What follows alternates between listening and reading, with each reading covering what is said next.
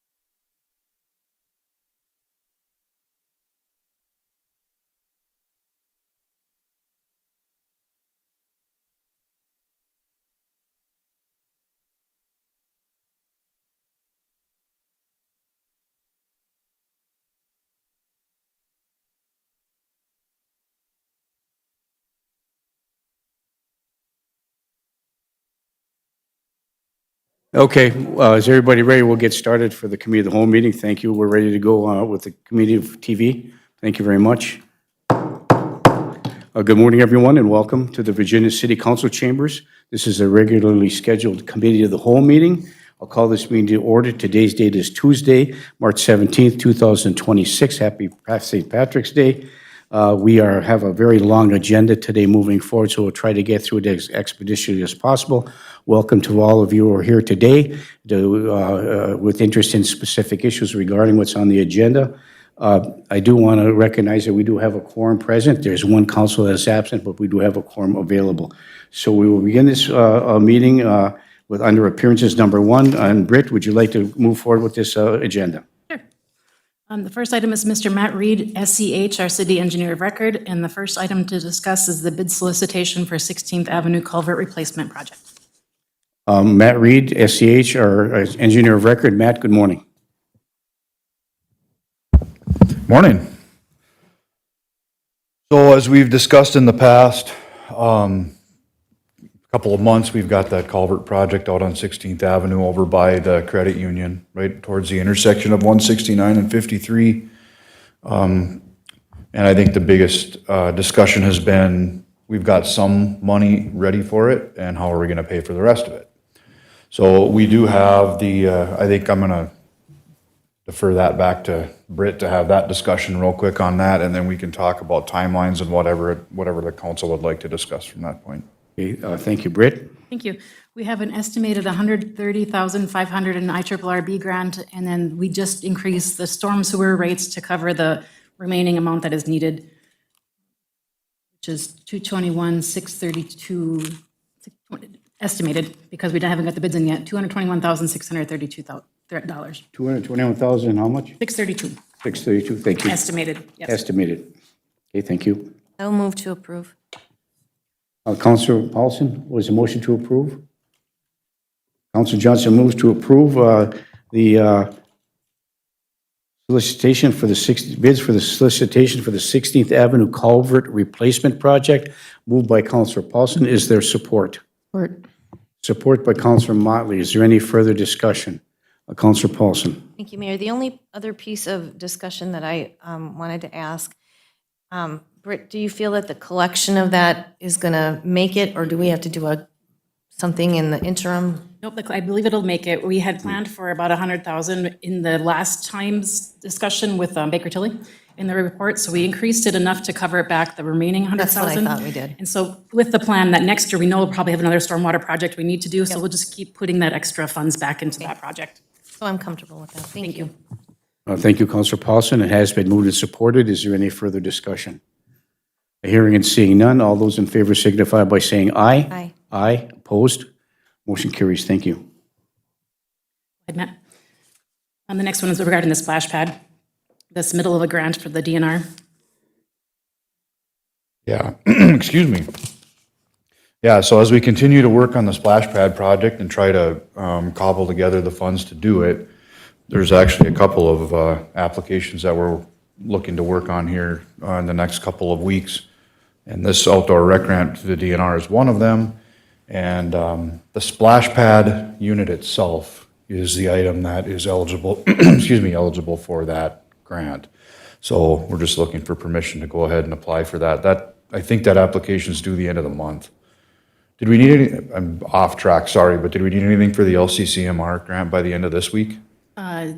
Yes, just a letter from the mayor. Oh, okay, so Presence we're bill. covered on that, okay. Right. Okay, and then I guess just an FYI, by the end of this week, an LCCMR application is due, and we'll be applying for not the splash pad, but other components of the splash pad project for that grant. So that's the Legislative Commission, Legislative Citizens Commission on Mining Resources. There it is. LCCMR. There So it we've is. testified that before for a grant in that regard. Got a lot of money for the bridge, so we're moving forward with that as well. But this is under item 1B, review the resolution authorizing the submission of a grant application to the Minnesota Department of Natural Resources Outdoor Recreation Grant Program for Phase 1 of the Virginia Splash Pad Project.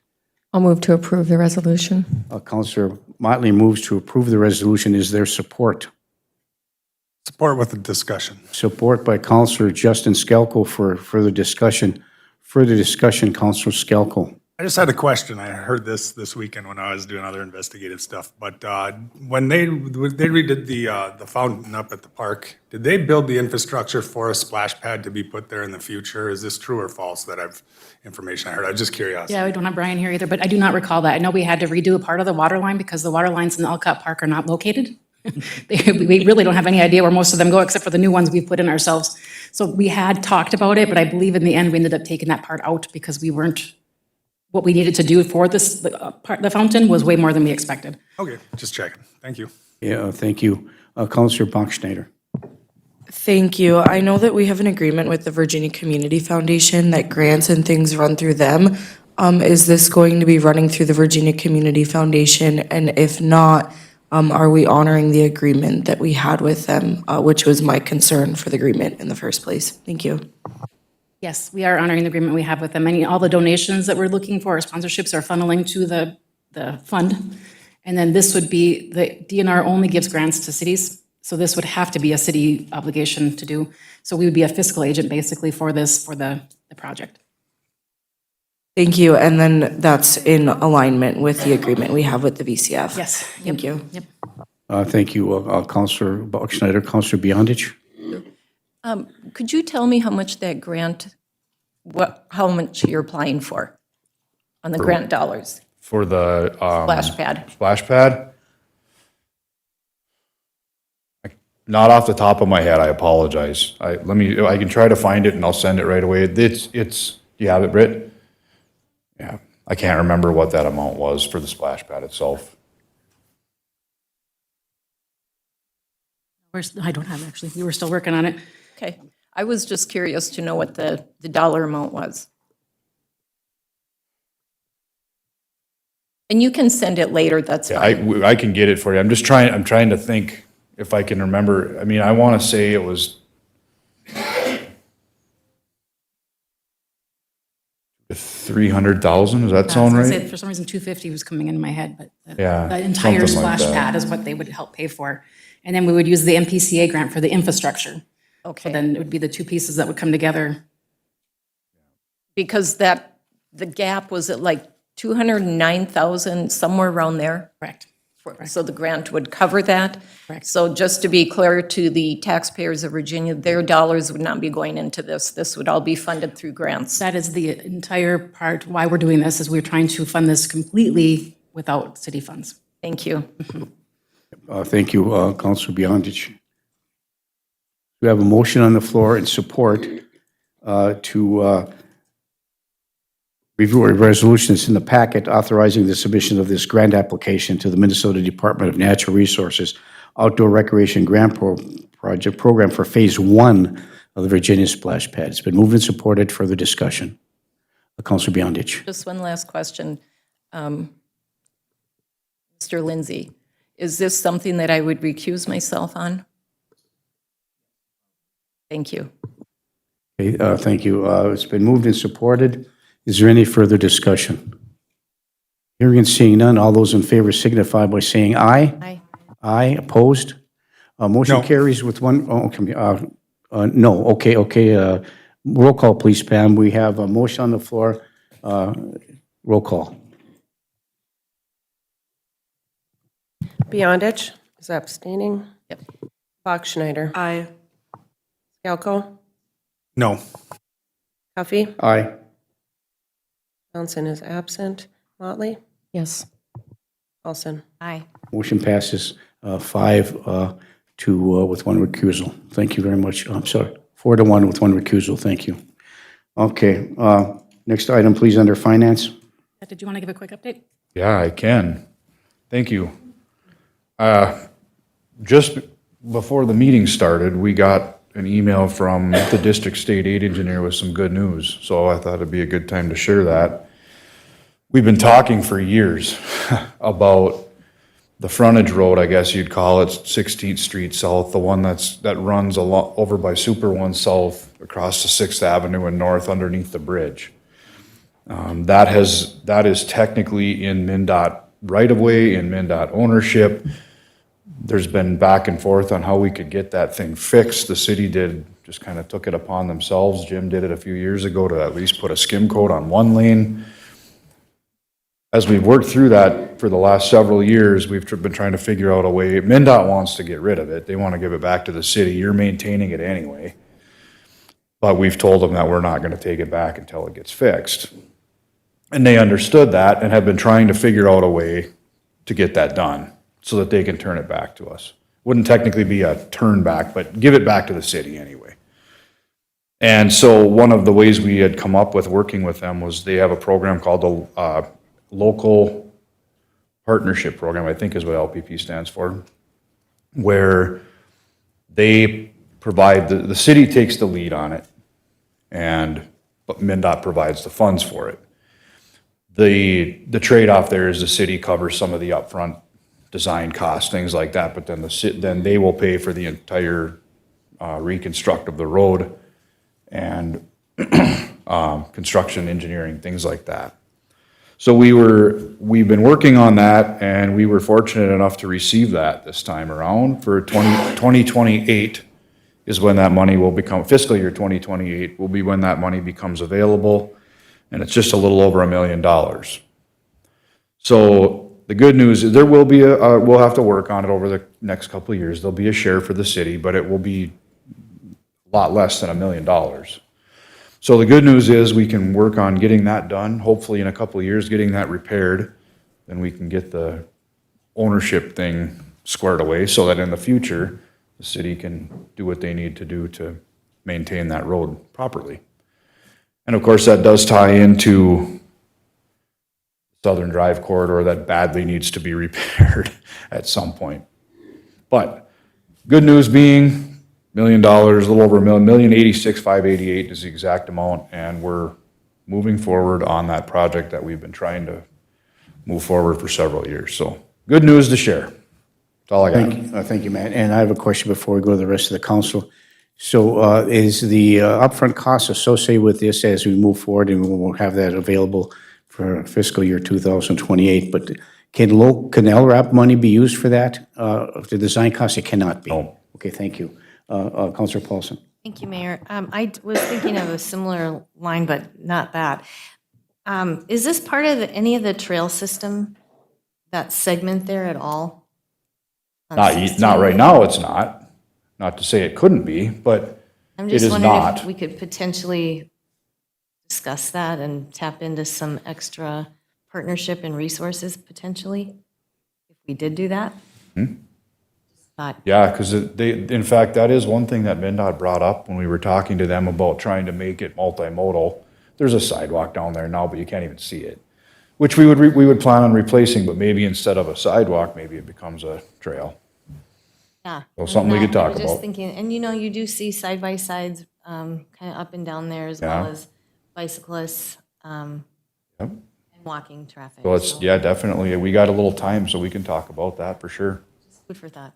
And thank you. That's congratulations. Thank you. And adding on to that quickly is that it could be a possibility to apply for a grant for safe roads, safe streets. If it's going to be bicycle traffic, you could get a grant for that as well. Having this part of a trail program for the snowmobiles or for a side-by-side, you got to have a way to get to the other part of the trail with respect to that. But on Safe Roads and Straight Street grant, it's within the infrastructure of the current roadway system and the trail system within the city. So either one of those or both could be taken a look at. So thank you for that, Councilor Paulson. Any other questions or comments with respect to this? Do we have a motion on the floor? Okay. We don't need one. Still looking. We have the grant agreement, we need a motion, then this is just Matt letting you guys know. that Right. it's been approved. Okay, thank you. Thank you. Thank you, Matt. Thanks, Matt. Appreciate it. Item number 2 is a request to approve issuance of RFPs for the wastewater treatment plant services. So moved. Move to approve by Councilor Paulson. Is there support? Support. Support by Councilor Skalko. Is there any further discussion?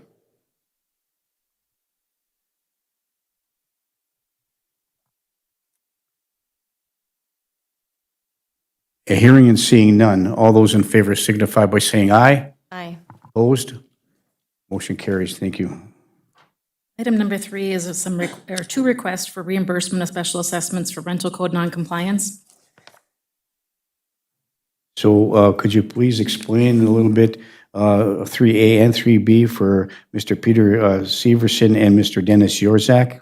I'm going to turn this over to Jenny Verbenet, our Community Development Jenny, Coordinator. please. Thank you, Mayor. Yes, so during the rental code noncompliance assessment process, we do reach out and let people know that their properties are going to be assessed, at which point they can contact us to let us know that it's either not a rental or there's some other circumstances that are pertaining to that issue that would take it off the assessment list. If that's done prior to the taxes being paid, we can take that off internally and not move forward with that assessment. In these two circumstances, the individuals actually we reached out to them in that process. They did not respond. They paid their taxes with these assessments on it, and then looking back, found that they are in fact not rentals. So the only way that we can remove or refund this assessment is through council approval and the appeal process. So these are just 2 out of, over 500 that we've been dealing with over the past several years that kind of fall into this category of they shouldn't have been assessed, but we can't really refund them without your approval. So your recommendation, Jenny, is to do so? If that's what council feels is necessary, yes. Well, I shouldn't say that, is that It's my understanding that these do not fit the parameter of rentals and never did. all right. Thank you. And of course, there's money in that assessment account to take care of this. Thank you, Megan. Council? Council Beyondich? Just 2 questions. So how did it get put on there as rental? Is it just automatic? No, back when we had a list of assumed rentals back in 2022, 2023, we had assumed rental list based on either if it was non-homesteaded property or we just knew it was rentals. There was a different list of parameters that we assumed they were rentals. We reached out to all of those properties saying, if you're a rental in 2024, you're going to need to, apply for the rental code registration and all of the things that go with that. So we did go through that process. So they weren't automatically just everybody was assessed. There was a definite process that this went through, and notification was sent multiple times. Again, mistakes happen, and these maybe were assessed erroneously. And so we feel that they, can come to you for an appeal process to get those refunded. And what is the dollar amount that would be refunded? It appears as though under 3A and 3B, $1,350 for each resident. Welcome. Council? Councilor Motley? So would this be 2 separate motions, or what would you like that to look like? Yes, 2 separate motions. Okay, I'll move to approve 3A. Councilor Motley moves to approve the reimbursement request of special assessments for rental code noncompliance. They did not fit the category with respect to this for Mr. Peter Severson, located at 412 16th Street North, for a refund of $1,350. Is there support? Support. Or for discussion. Support by Councilor Skelko. Further discussion, Councilor Paulson. Mayor, Jenny, is this a 1-year assessment or is this a couple years? This is a 1-year assessment for the kind of variety of noncompliance. So it would be rental registration, annual fees, and then the per unit number. So that's why it's a larger dollar amount. I was wondering. Thank you. Okay, thank you. It's been moved and supported. Is there any further discussion? Hearing and seeing none, all those in favor signify by saying aye. Aye. Aye, opposed? Motion carries. Thank you. Item number 4 is, Sorry. I'll move to approve 3B. Support. You moved by Councilor Motley, supported by Councilor Bachschnider, to approve the reimbursement for special assessments for the rental code non-compliance. They don't meet the parameters for Dennis Yorzak, 604 12th Street South, for a refund of $1,350.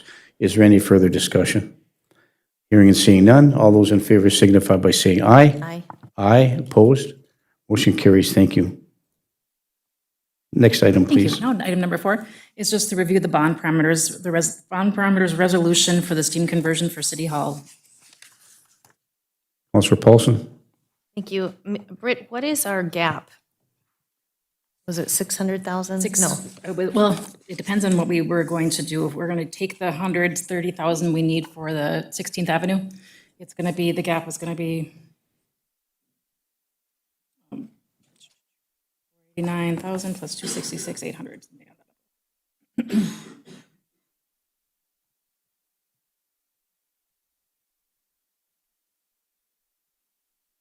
As you're reviewing that, Counselor Paulson, Britt, is this in the parameters of the $4 million that we're requesting in the bonding bill for this legislative session? This was the intended match to that $4 million that we were in. Yep, thank you. Yep. The total will be $715,800. Very good, thank you. 715. Right. I guess I'm not real comfortable with the language in the resolution up to or does not exceed 1.115 million. I would rather have closer to our target or a specific. I just think that when we did that last time, it just confuses things. So if we could just tighten that up, I would be comfortable moving it forward. And then on that, the tax, the interest at 6%, I know we're saying it can't exceed that, but do we have any indicator with our current bond rating what the actual percentage might shake out to be? On March 12th, it was 4.62. Okay, then I am comfortable with that. If that could be changed closer to the Yes. actual dollar amount. Hopefully, we will know more next week. On Monday, we'll know what that rates are looking at. Thank you. Thank you, Mayor. Thank you, Counselor Paulson. Has been moved and supported to move this forward with the codicil that the final number for the resolution to be voted on at the next council meeting is closer to the amount that's requested. There was no motion? Do we need a motion? Yes. Looking for a motion. I thought so too. Looking for a motion. I'll make that motion. Counselor Motley moves to approve with that codicil. Is there support? Support. Support by Counselor Paulson. Is there any further discussion? Counselor Bachschnider. Thank you. Does that motion need to include language around contingent upon changes for next week that Counselor Paulson discussed? Yes. I'd be willing to amend my motion to that. Okay. Amended support. Thank you. Thank you. No further discussion, no further amendments to be offered. All those in favor signify by saying aye. Aye. Aye, opposed? A motion carries. Thank you. Item number 5 is review the resolution rescinding insurance benefits for future city council members with effective terms beginning January 1st, 2027. So move. I'll move to approve by Counselor Bachschnider. Is there support? Support. By Counselor Beyondich. Is there any further discussion? Counselor Paulson. Thank you, Mayor. So there's so many different resolutions in here, Britt. I was kind of giggling about it, actually, but the question I have is, this is superseding all. Is that correct? This resolution rescinds all prior resolutions granting city council members insurance benefits for future city council terms. Okay, and then, We did add the caveat last time, sorry, to jump in real quick. On number 3, that paragraph 3 under the now therefore, we did state in there that those who are eligible prior to the January 1st, 2027 may continue as they were already granted. okay, so that includes past. So I just want to make sure what we're doing protects the past in what they have arranged now. Is that correct? That was my intent when I wrote that paragraph, and So that's I have sent safe? it. Yes. Moving forward, effective 2027, it sunsets. For can still- active, for active, Past counselors can still. Yes, correct. Okay, so they're safe based on the in resolution. what their continued plans are. Okay. Correct. And then on that, so then all that we did was just say you could pay for it yourself with the number of years of service you served. Is that Yes, correct? correct, Okay, and this supersedes any of those other crazy ones? correct. Okay, very good. Thank you. Moved and supported. Is there any further discussion? Here, Counselor Motley. Would now be the time, or after this motion is done to talk about possible changing of pay at all for the city council, or is that something we aren't going to discuss right now?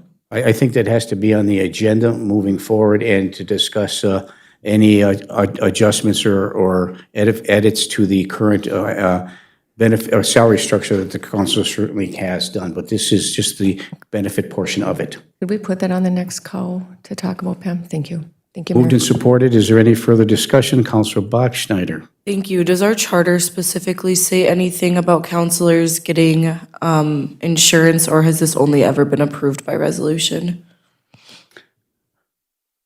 Pam? Thank you. Just by resolution.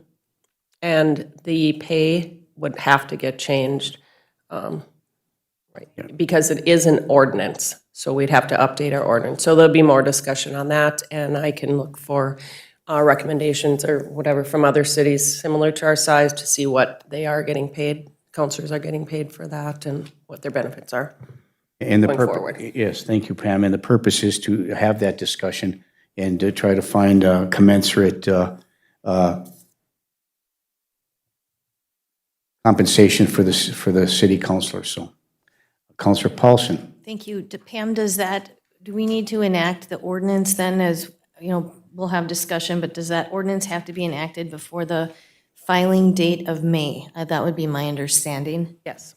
Okay, so we probably should get on that so we can have, because don't we have to have a first and a second reading? Yes. Or an and ordinance I change? guess, I don't know if that really has to be, it has to be done before the first election, but if you want anybody to know when they're filing what they're going to get feel like paid, that then it would would be need to be done responsible. before May 19th or something, I think. Okay. Well, let's vote on the motion that's on the floor first.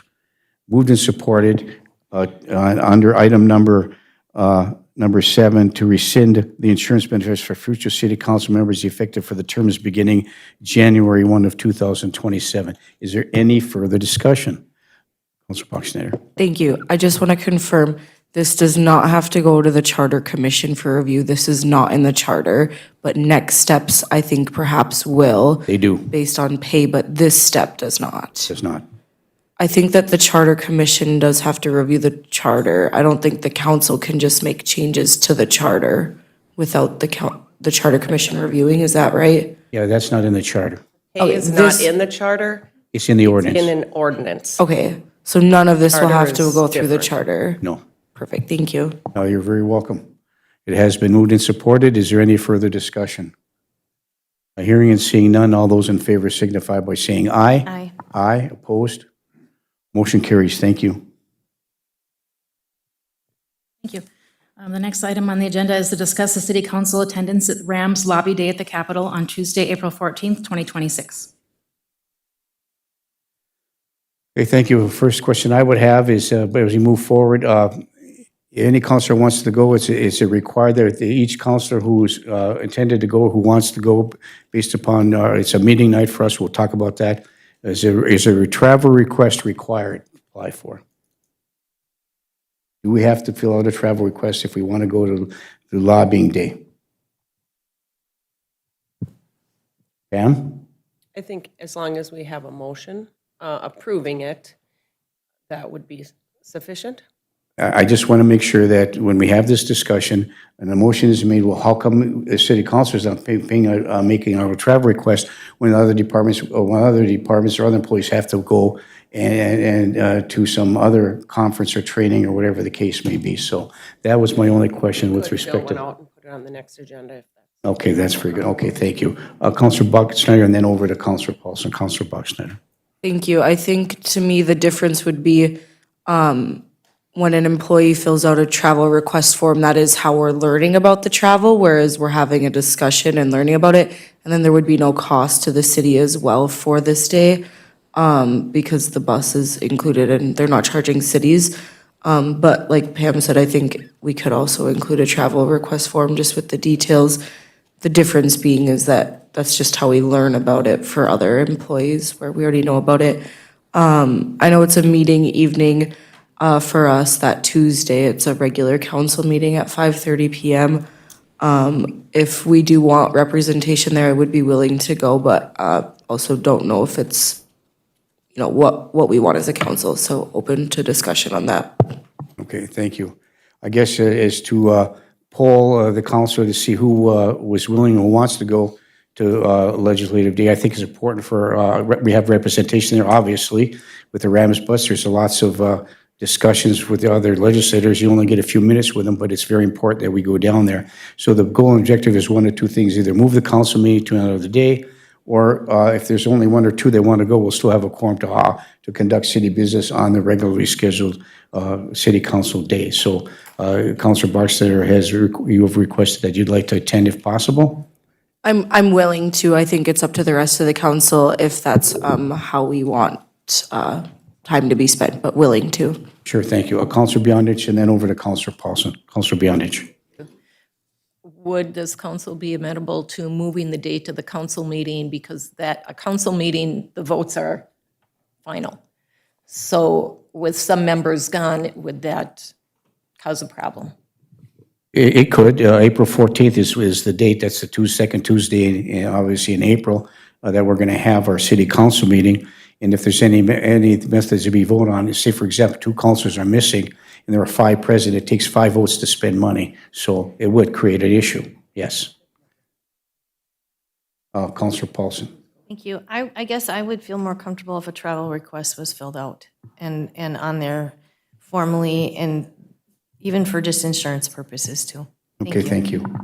And I think that with the request of Councilor Buxton, I would like to attend. I think it's important for a councilor to go or more. I would like to attend. I do have some meetings scheduled down there anyway, the day before and probably the day after. And so I would like to attend as well. So that would be 2 of us that would like to go. So maybe it might be prudent for us to take a look and see if we can move that forward.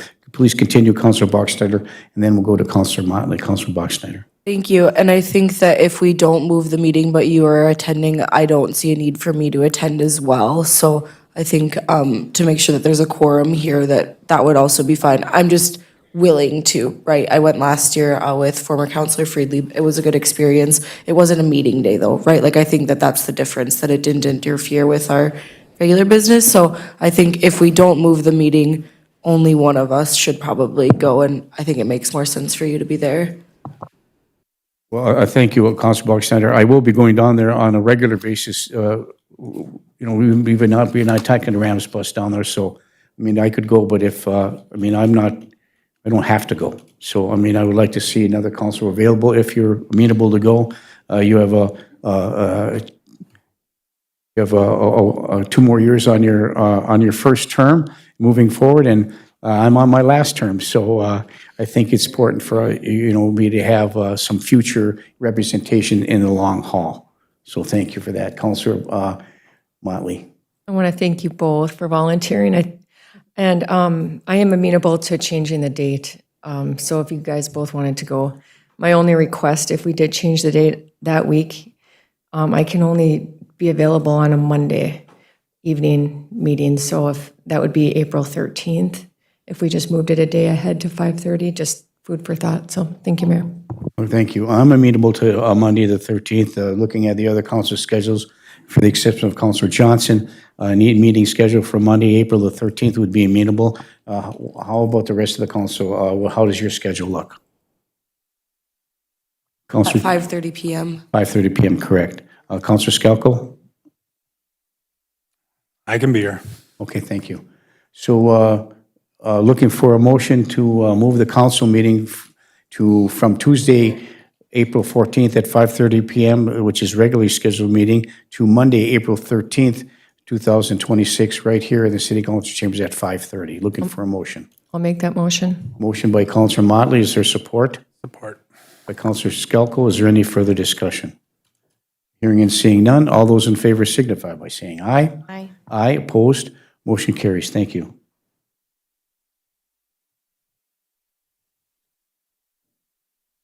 Item number 7 is a request from the Labor Management Committee for an employee fitness membership program to include the policy and the rate structure that is attached in the packet. Yeah, thank you. Joy is not here, is she? She's here. Oh, Joy, come on up, would you please?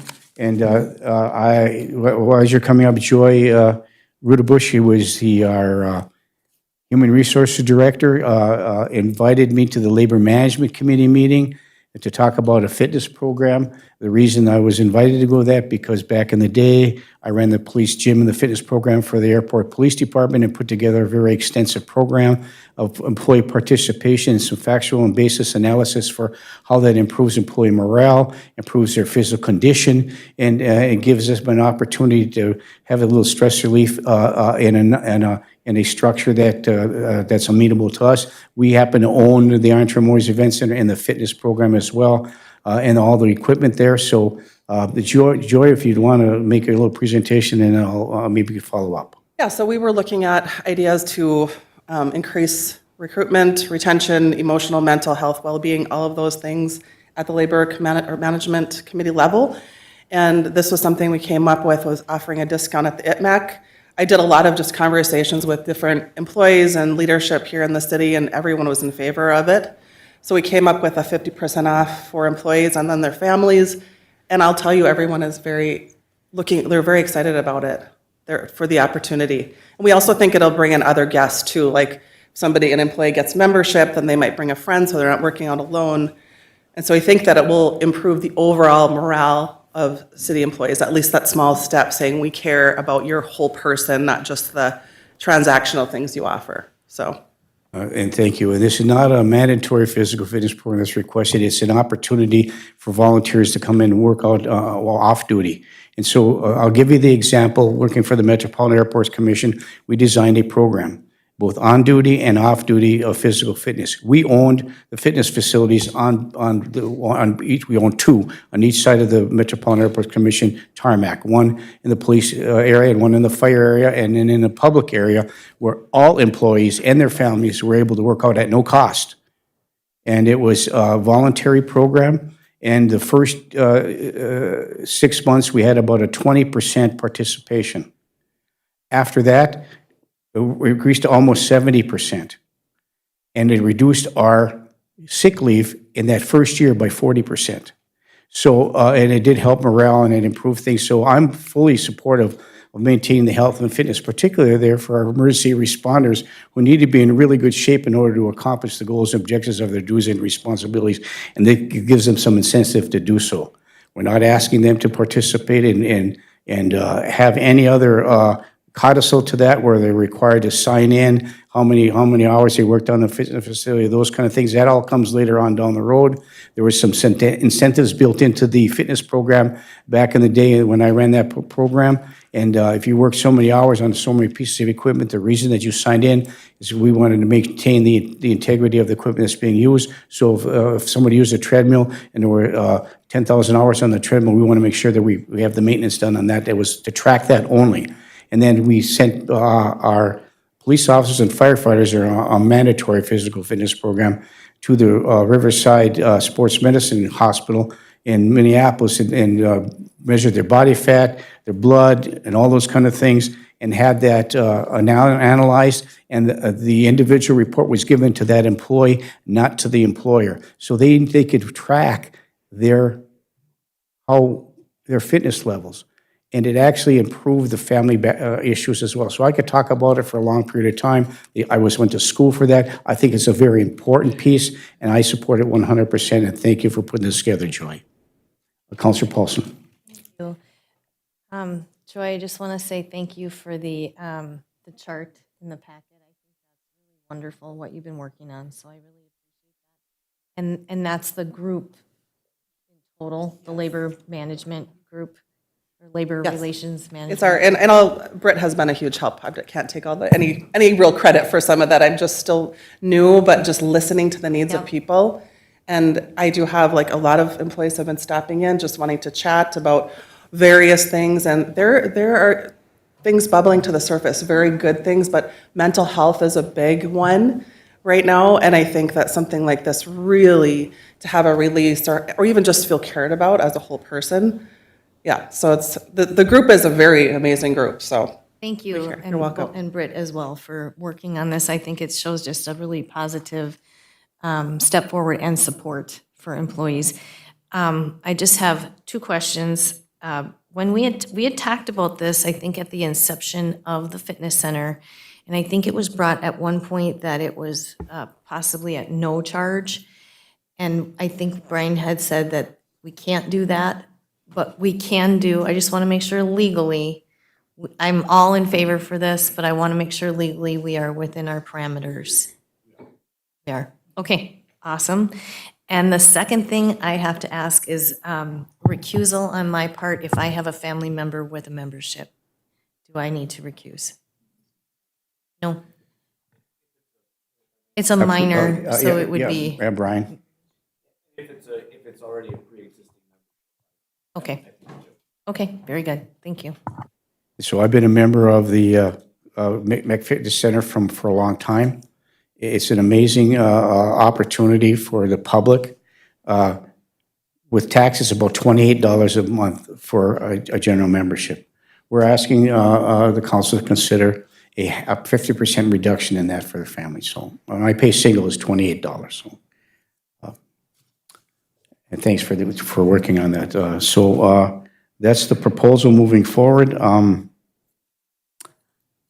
We're reviewing the request. We could take action now unless the council needs some additional information with respect to this. Councilor Buckschneider. I would move the proposal as presented.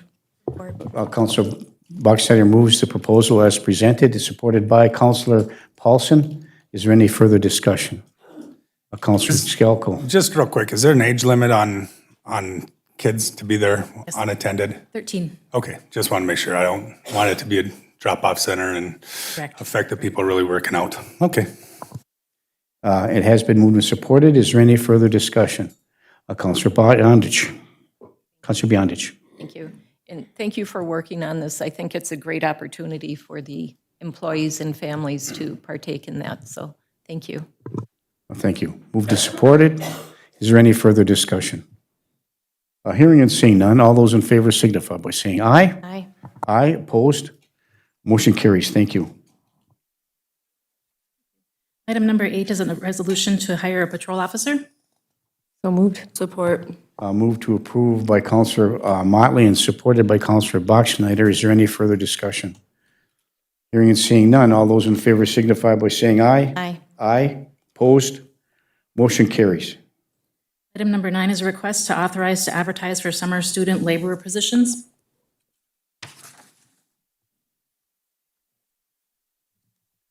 Councilor Motley. I think I asked this in the past, but I can't remember. When I lived in Eveleth and was a student, we only hired students from Eveleth. Is that the practice of the city of Virginia, hiring taxpayers' kids?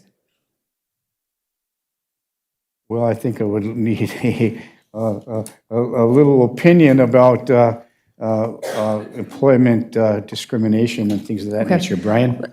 Well, I'll just make it, I hope that kids that live in the city are considered when, if and when this does go out. Thank you. Okay, thank you. Do we have a motion support? Not yet. Okay. Looking for council action, Councilor Paulson. So I'm curious, if we are in a hiring freeze, what does that mean? And would this apply, like, would this also apply to student laborers? Who do they get? The city pays them directly, correct? And they're casual, part-time casual? So if we're in a hiring freeze other than essential employees, how does this impact? And are we within the rights to approve this or not? Brian? If I may, please, Brian, and then we'll go to Councilor Bachschnider. Brian? So so the hiring freeze is a policy put in place by the council, so the council could make exception for it to hire these. So we can do an exception. Okay, so then that gives me into a union question. If we make one exception, will we be forced to make other exceptions? I shouldn't use the word forced, but I guess for lack of a better term. Would we be obligated to make future exceptions? Mr. Lindsay? The one way that we could approach it is we could reach out to the union and just get a memorandum of understanding, because the summer employees, that are brought on, the seasonal help is for the benefit generally of some of the union members and the membership. So we could reach out and see if they would stipulate with us about bringing those folks on. Yes, I maybe would like some clarification on that before we would move forward, but I know it's essential for the city to have the summer help, so I just want some clarification on that. Counselor Bachschnider. Thank you. My understanding is that the hiring freeze is for only full-time, non-essential employees. These would be part-time employees and would not fall in the parameter of the hiring freeze we have in place. And I concur, they are not replacing any work, or not performing any work product that's normally performed by members of the bargaining unit under the Pell legislation and under the union contract as written. And in the past, when we've hired these part-time laborers, they work side by side with the bargaining unit. It has never been a problem before. So, Counselor Bachschnider. Thank you. I remember explicitly making the language full-time, non-essential, because at the next meeting, we had the student workers for the ice rinks, which ended up not passing as is, but I intentionally did that to make sure that the hiring freeze could pass. I'm comfortable. I will move to authorize advertisement for summer student labor. Thank you. Moved by Counselor Paulson. Support? Is there support? Last chance. Is there support? Support by Counselor Beyondich. So again, to review is to authorize the city to advertise for summer student labor positions. It has been moved and supported. Further discussion. Counselor Bachschnider. Thank you. How many summer students do we typically hire? It varies, but we did budget for 8. Budgeted for 8. I know I voted no for the winter workers. I'm going to continue voting no for the summer workers as well. I think that is equitable across, and I think that, like I mentioned earlier, just because it's in the budget doesn't mean we necessarily have to spend the money. So because it's the up to 8, if we end up having 1 or 2, maybe I would support it in the future. But I think at this point, I don't know what the needs are, and I will not be supporting it. Thank you. Thank you, Counselor Bachschnider. I will support this because they perform duties and responsibilities that the bargaining unit members don't have the time to. If there's a blight issue with the lawn grass, the summer help mows that. If there's issues with respect to snow blowing in the sidewalks and make those clean, the summer help does that. So it's an extension of assistance for our public works so they can concentrate on the issues that summer workers don't work, and the normal performance by members of the bargaining units for the duties and responsibilities that within the job description. So I'm going to be supportive of this. So it has been moved and supported. Is there any further discussion? Counselor Skelko. Can we lower the number? Is 8 a mandatory number? No, and we don't always get applications enough to even fill all the positions that we have. Okay. Last year we were short, so it's just, if you say 1, we tends not to get applications. So if we say we're hiring many, we get more applications, but Okay. So I guess the point- how many hours? How many hours for each one? up to 100 shifts, Up to 100 hours each? 100 shifts 100 shifts? Okay, each? each. Okay, thank you. Okay. Counselor Paulson? Thank you. I just have a point of order. The motion is to authorize to advertise. That's correct. It's not the motion isn't to up to 8 or any number, it's just to advertise. But the So I question just wanna was, clarify the if we motion. know, that was a good question to ask, how many would we be considering? But we're not obligating anything right now, we're We just are not. advertising. It was just a matter of information provided by staff. So it has been moved and supported to. Counselor Bachschnider? Thank you. I think the one thing that I always reflect on is if we are advertising, and I know that we are a council where you need 5 to spend money, so 5 yes, 2 no's. But if we're advertising, we're spending money, right? It goes in the newspaper, staff time is being used to then do interviews and conduct this. And I feel like that if we know that at the end that we're not going to support it, I think that it's really hard and misleading to the candidates that are applying, even though that this is the first step, right? The first step is to just advertise for the positions. But if we know that come the end of the day, we're not going to support it, I think that that's a really tough conversation for HR to then go have with these individuals. So that's why I asked the longer term questions, and for my reason for not supporting it from the beginning, just to be consistent throughout, and consistent across seasons. So that's just where I stand. Thank you. Okay, thank you. For me, it's about you're authorizing to advertise for summer student labor positions as requested by staff. And I'm assuming that the intent is to hire them, right? I mean, that's why we're advertising, because we want to hire them. Now, each individual council can vote yes or no in that regard, but this is the first step. And if it doesn't make it that far, then it doesn't, and then our staff has to work with that in that regard. So, but I support authorizing for the summer labor, student labor, and I also support hiring them, whatever number that is. Moved and supported. Councilor Boxstetter, Councilor Beyondich for further discussion. Thank you. So my question would be, what would be the consequences if we did not have summer staff? What would not get done? A whole lot of mowing. And that's part of my concern is, I mean, it's fine to vote it down and not have summer staff, and then what does that do to the staff we do have? And what would be left off and not done? My other question, which I had asked Mr. Lindsay before the meeting, this is a working session meeting. Whatever we do here goes to the council for a final vote. So even though we do a vote here, it doesn't really matter, does it? It's going to go to the next meeting. Well, if it's votes no, it doesn't go to the next meeting. So it could be brought up and put back on. We have. So I'm just confused by it, but my concern is, what are the consequences if we say no?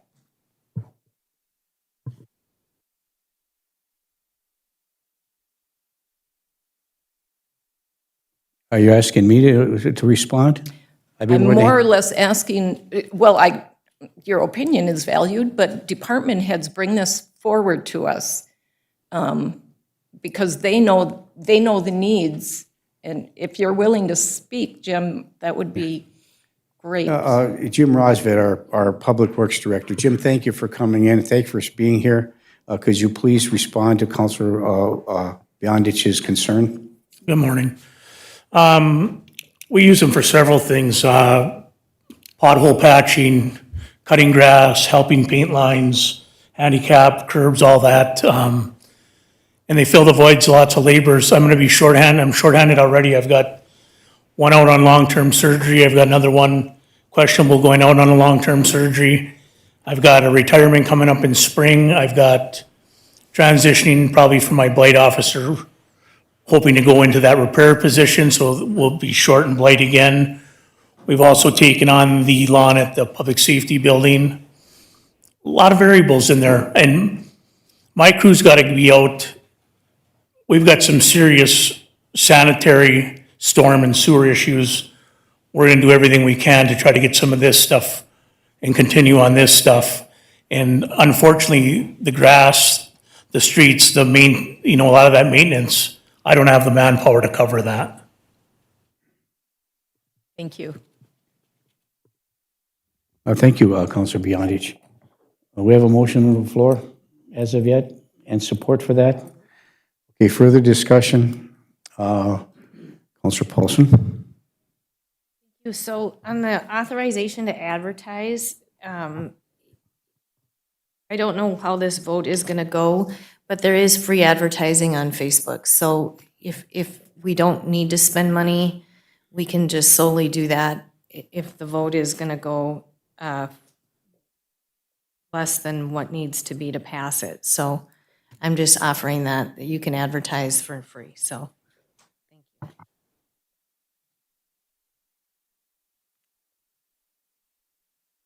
So Pam and Britt, to put an advertisement in the newspaper for the summer labor, how much does that cost? Approximately. 25, maybe? Wow.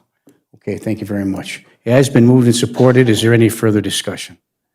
Hearing and seeing none. All those in favor signify by saying aye. Aye. Aye, opposed? No. A roll call, please, Pam. Auctioneiter, No. Scalco, Yes. Huffy, Aye. absent, Motley, Yes. Paulson, Aye. Beyondich. A motion passes 5-1. Thank you. Item number 10 is a request from the Library Commission to approve closure of the Virginia Public Library to the public 1 day a week beginning April 3rd, 2026. We have Jody Grabanowski, our library director, here to report on that.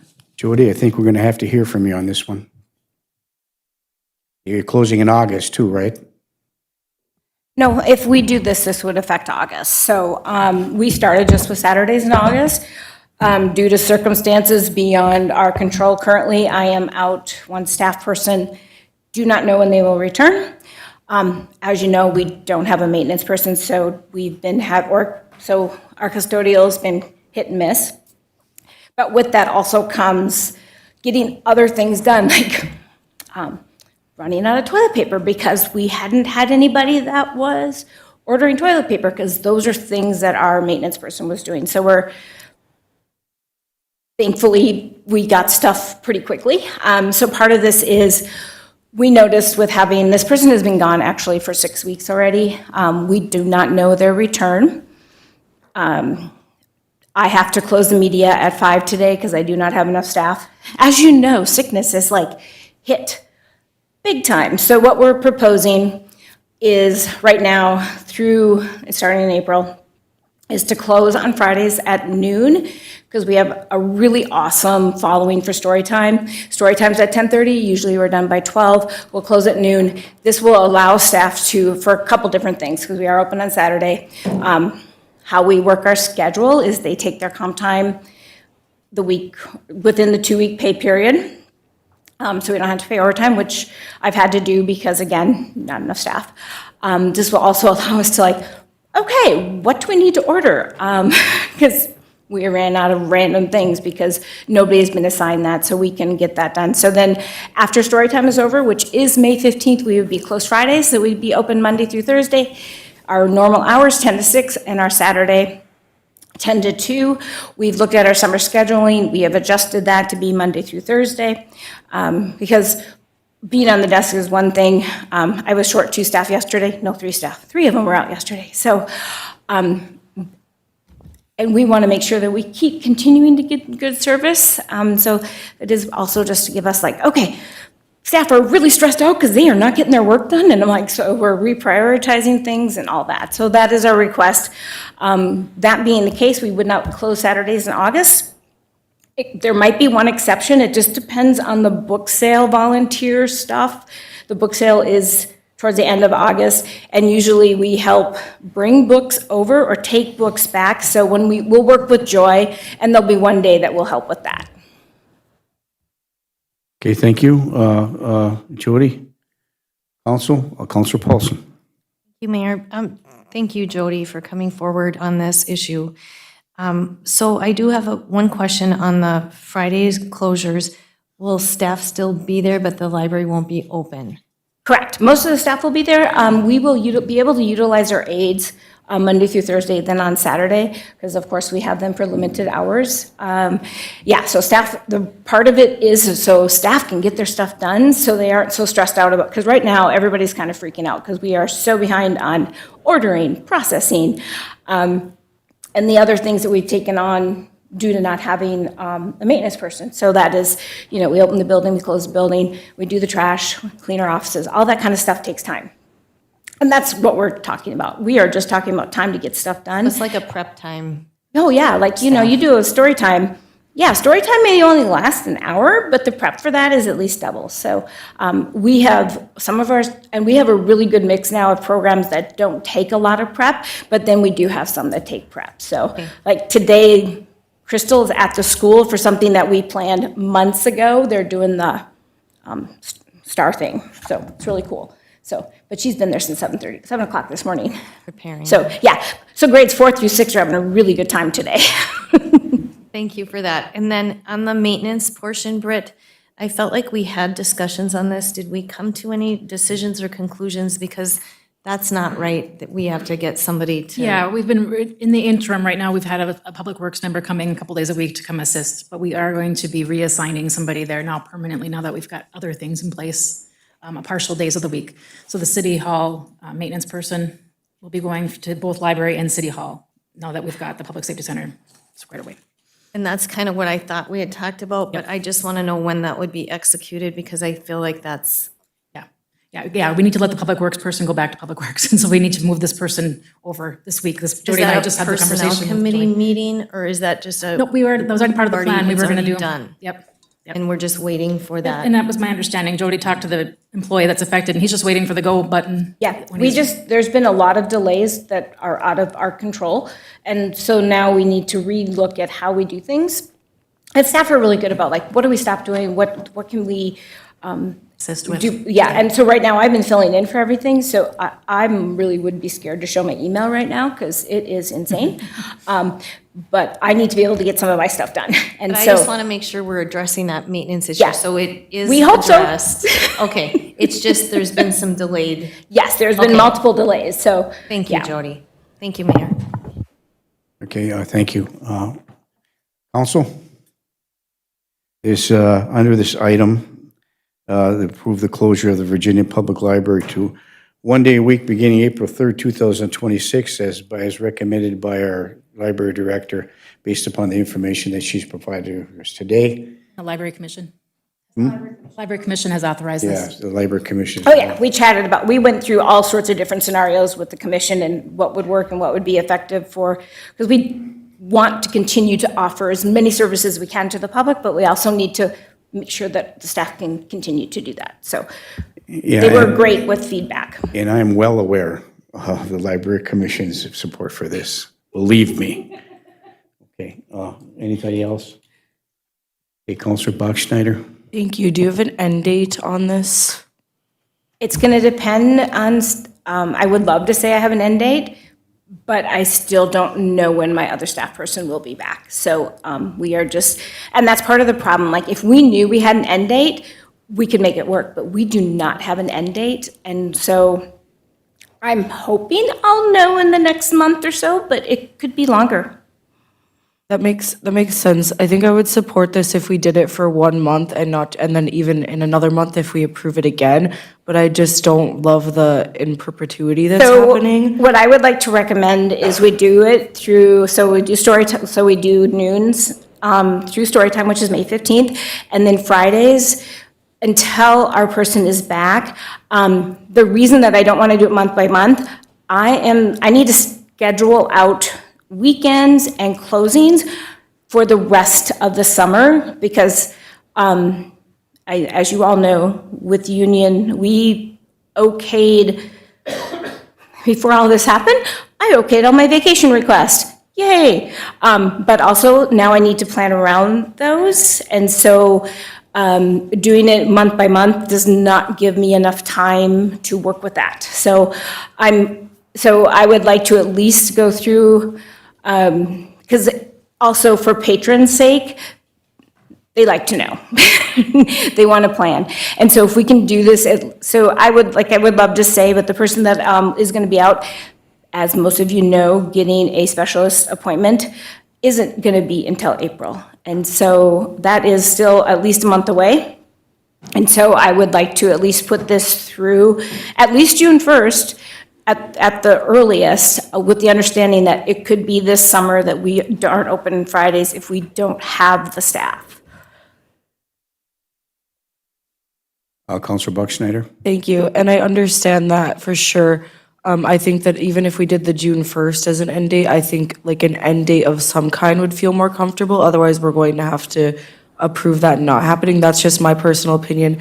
And then something that a taxpayer had brought to me a while ago now is like on Wednesday evenings or Wednesdays once a month, it looks like there is a book club that meets at the library that's beyond the hours of the library being open. Do we have staff stay then for beyond that hours? We do, and it's like less than 30, it's about 30 to 45 minutes. And so we close the library except for those people that are in the event, and that has worked really well for that. So, and what it is it's just a shift of one person's schedule.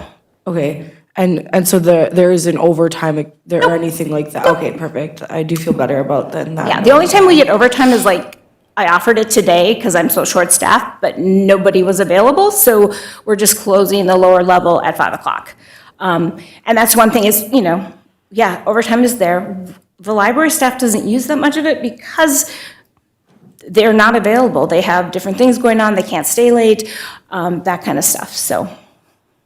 Okay, that makes sense, and I do feel better about knowing that the shifts happen versus overtime. Yep. I still feel like I would be more comfortable with an end date for just the approval of closures. That's just my opinion. Thank you.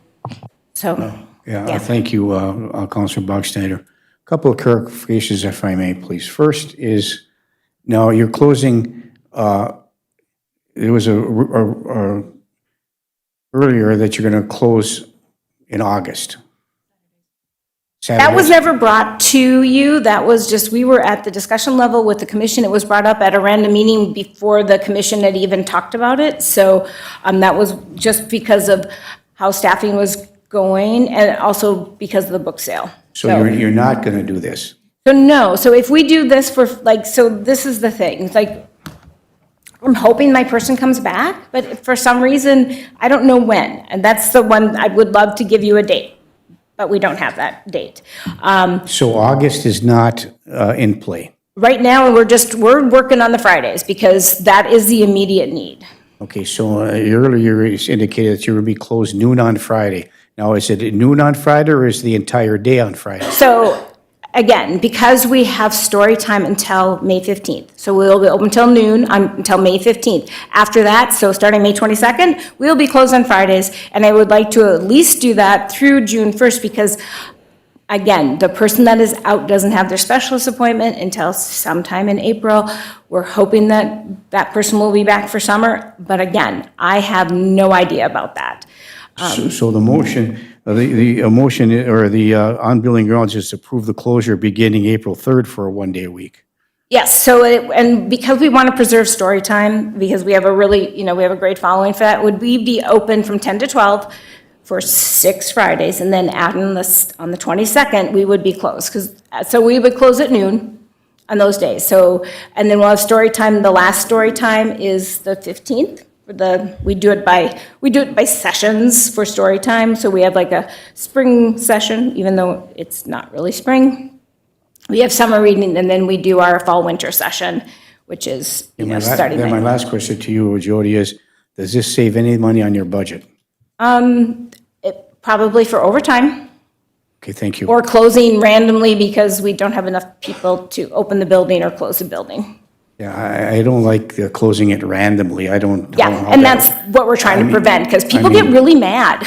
Well, the question is, you're asking for a closure one day a week beginning April 3rd. Yes. And that's going to be Fridays. It couldn't be a Wednesday or a Tuesday, or it has to be a Friday, correct? So we did Fridays because that is our day that we're only open till 5. It is the day that we don't get as many after-school students. It is a day that we have less traffic. And we've got some really solid programs, Monday through Thursday, that we would like to keep. Like, our Monday programs are great.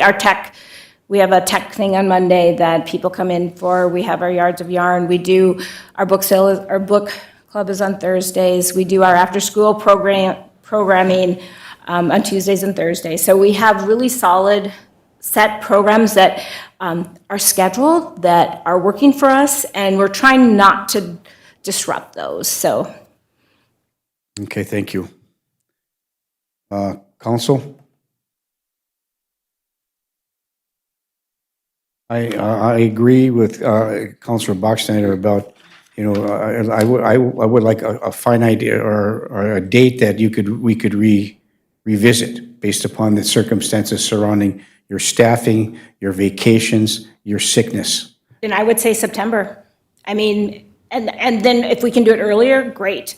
But then I would say September 1st, so we can, because again, if you want an end date, I would rather err on the side of longer and then be awesome, like, oh, yay, everybody's back, we can open Fridays again. I'd hate to have people, get it in the schedule. So you can go either way.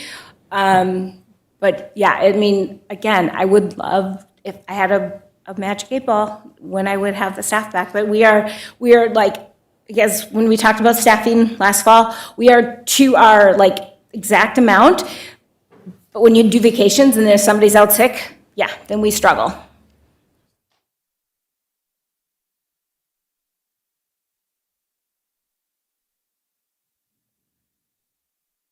Okay. All right, looking for action from the city council members here about the request that is to approve the closure of the Virginia Public Library 1 day a week beginning April 3rd, 2026. As you're considering this,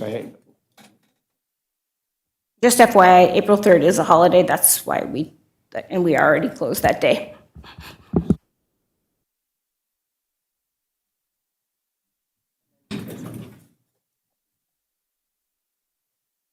okay, Councilor Paulson? Yeah, I think I would like to see an end date. I think that's important. But if we get the maintenance piece in there, they won't have to prep for any of, or do any of that kind of. So I would assume that's part of the problem. The other part is you've got sicknesses, but you said they Yeah, need prep well, time so to remember, order so we'll things. have this person just sometimes a week. So we are going from a 40-hour-a-week person to, we hope that that person will be able to be there 20 hours a week to help us get stuff done. But also realizing that the rest of the departments are, that he could be pulled, and that's what happens. I mean, people get pulled like to get other things or moving stuff or whatever. Some of the jobs that we have to do in the library are two people jobs, like the filters, you have to get up and ladder. So yeah, you kind of need, so those types of things. So it's still going to be less staff than what we had. It'll be helpful to get that done. I don't know, again, though, the person that I'm short is somebody that works desk, orders materials and all that stuff. So the, less overtime to get some of the cleaning done, which will be awesome. Staff will be thrilled. So you want to be closed a half a day on Friday till when? So till May 15th. Okay. And then after that, we would be closed on Friday until we can, and hopefully, like I said, I would love to say I could tell you when our staff will be back, but I don't. No, so, I would be more comfortable approving the half day. I mean, you're going to be closed a half day through May the 15th. and then so, but I know that that person probably won't be back by May 15th if their medical appointment is until April. I mean, that's one thing that we're probably pretty sure of. So if you want to do that, great, but then you'll see me back here in a month when I know what's going on. So, That would but be- also just realize that part of this is to make sure we have amazing staff. We want to protect our staff, and if anybody who works in the public right now, it's hard, so, yeah. So it's a two thing, so if you want to do it till May 15th and open and go from there, you'll see me again in May when maybe I have more information. Thank you, Jody. Council?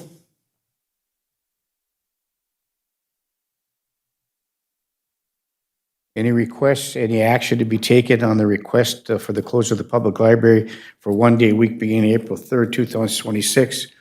I don't like it, but if that's something that has to be done based upon staffing, I know some of you start at 8 o'clock in the morning, some of you start at 10 o'clock in the morning, and how you work your schedule, that's up to staff to do that. But because you're looking at potential sick leave, vacations, you have somebody out on extended leave, and so you look at those things, you want to be closed a half a day through May the 15th. I can understand that in the short term, you close until May the 15th, and then this council doesn't, there's no reason why the council can't revisit that based upon additional information that you have with respect to that and act upon the longer-term request to close it for 1 day a week. So that's just something to consider from my perspective. Councilor Paulson. I'm sorry, Jody, I'm just kind of having a hard time wrapping my brain around having staff there getting paid and prep time but not being open, and I understand you're short-staffed, but once we get that maintenance piece out of there, that would help. But what if you just close the bottom half and just had the regular, like, I'm not trying to tell you what to do or Well, so anything, here's but- the thing, so the lower level is all of our computers, all of our tax forms, and our copier. Guess what's happening right now for the next 4 weeks? But that would just Our be- copier, we are one of the few public copiers, I mean, we charge, and so does W.A. Fisher, but it's like tax forms, we're the only place that they can get their tax forms, come and copy them and all that kind of stuff, so that's, But you'd be closed anyway with this schedule. Yeah, You'd be so- closed Friday, and they wouldn't have access to that. yeah, and so part of this, and if you don't want us to close, fine, but then I only have $1,000 for overtime. I will have to do overtime, But they're gonna be working anyway. right, and so the nice don't thing is, so, understand. so the problem is right now, I don't have enough people to keep us open those hours and to get all of our work done. So if you don't approve this, then we will have to stop some programming. We will have to reconsider some of the other things. So this If you seemed close to, the lower level on Fridays, that you would only need half the staff. And if you were gonna be closed on Fridays anyway, yep, and then the would that counterpart of matter? that is, I would rather than just stay open because, so last week when we had to close because I didn't have enough people, there was only 2 of us after 5. I got yelled at multiple times because we had to be closed downstairs. So part of this is expectations first. So we would like to leave those expectations, like this is where we're at right now, and closing the whole thing. Staff would take that time. So our other staff that we have part-time would be used Monday through Thursday and on Saturday. Right now, I am maxing them out on their hours to fill in where I can, but again, I only have them for a certain amount of time. And the rest of the staff, so then we keep having these random days that we have to close. So part of this is to get caught up. So yes, it'll be great to have our cleaning person in there to do custodial stuff, but right now, we are so behind because we haven't had a regular maintenance person since November. And then I have been short-staffed since she went out middle of January, so. And then we only came to you because we don't know when that person is coming back, and so we're really struggling with our staffing at this but point in time. regardless, you're still having the same amount of employees. They're getting paid their Correct. their And we're just wage. trying to get our work done. Right, and I just don't know that I'm in agreement with that. Okay. If we're. That- and that's that is just your- me- that is- That's me personally, Jody. Yep, that is fine. But if we handle the maintenance portion of it and then possibly close the lower level, at least the library is open. When did the maintenance person stop doing any work there? In November? Yep. And then I only had a maintenance person for, And I thought, we have not been with, we had a maintenance person for 3 months. But we had maintenance left for a total of 6 months in 2025. We have not had one in 2026. and if I may ask, I thought Counselor Johnson had made a motion that we prioritize that and take care of the library. So that is not being done? Yeah, so somebody from Public Works is being assigned to clean for But then Jody. we've had And snowstorms. there's a and- snowstorm, they can't make it there till after the snow is clear or whatever may happen, so it is, yes. And what about our current maintenance people for City Hall? He was, until we had the contract with the Public Safety Center, he was going to all 3 places. So he was being stretched very thin. So now that he's not going there anymore, now he has time to go to So when will that start? this week, This week? this week, yep. So you will have maintenance taken care of this week. Okay, got it.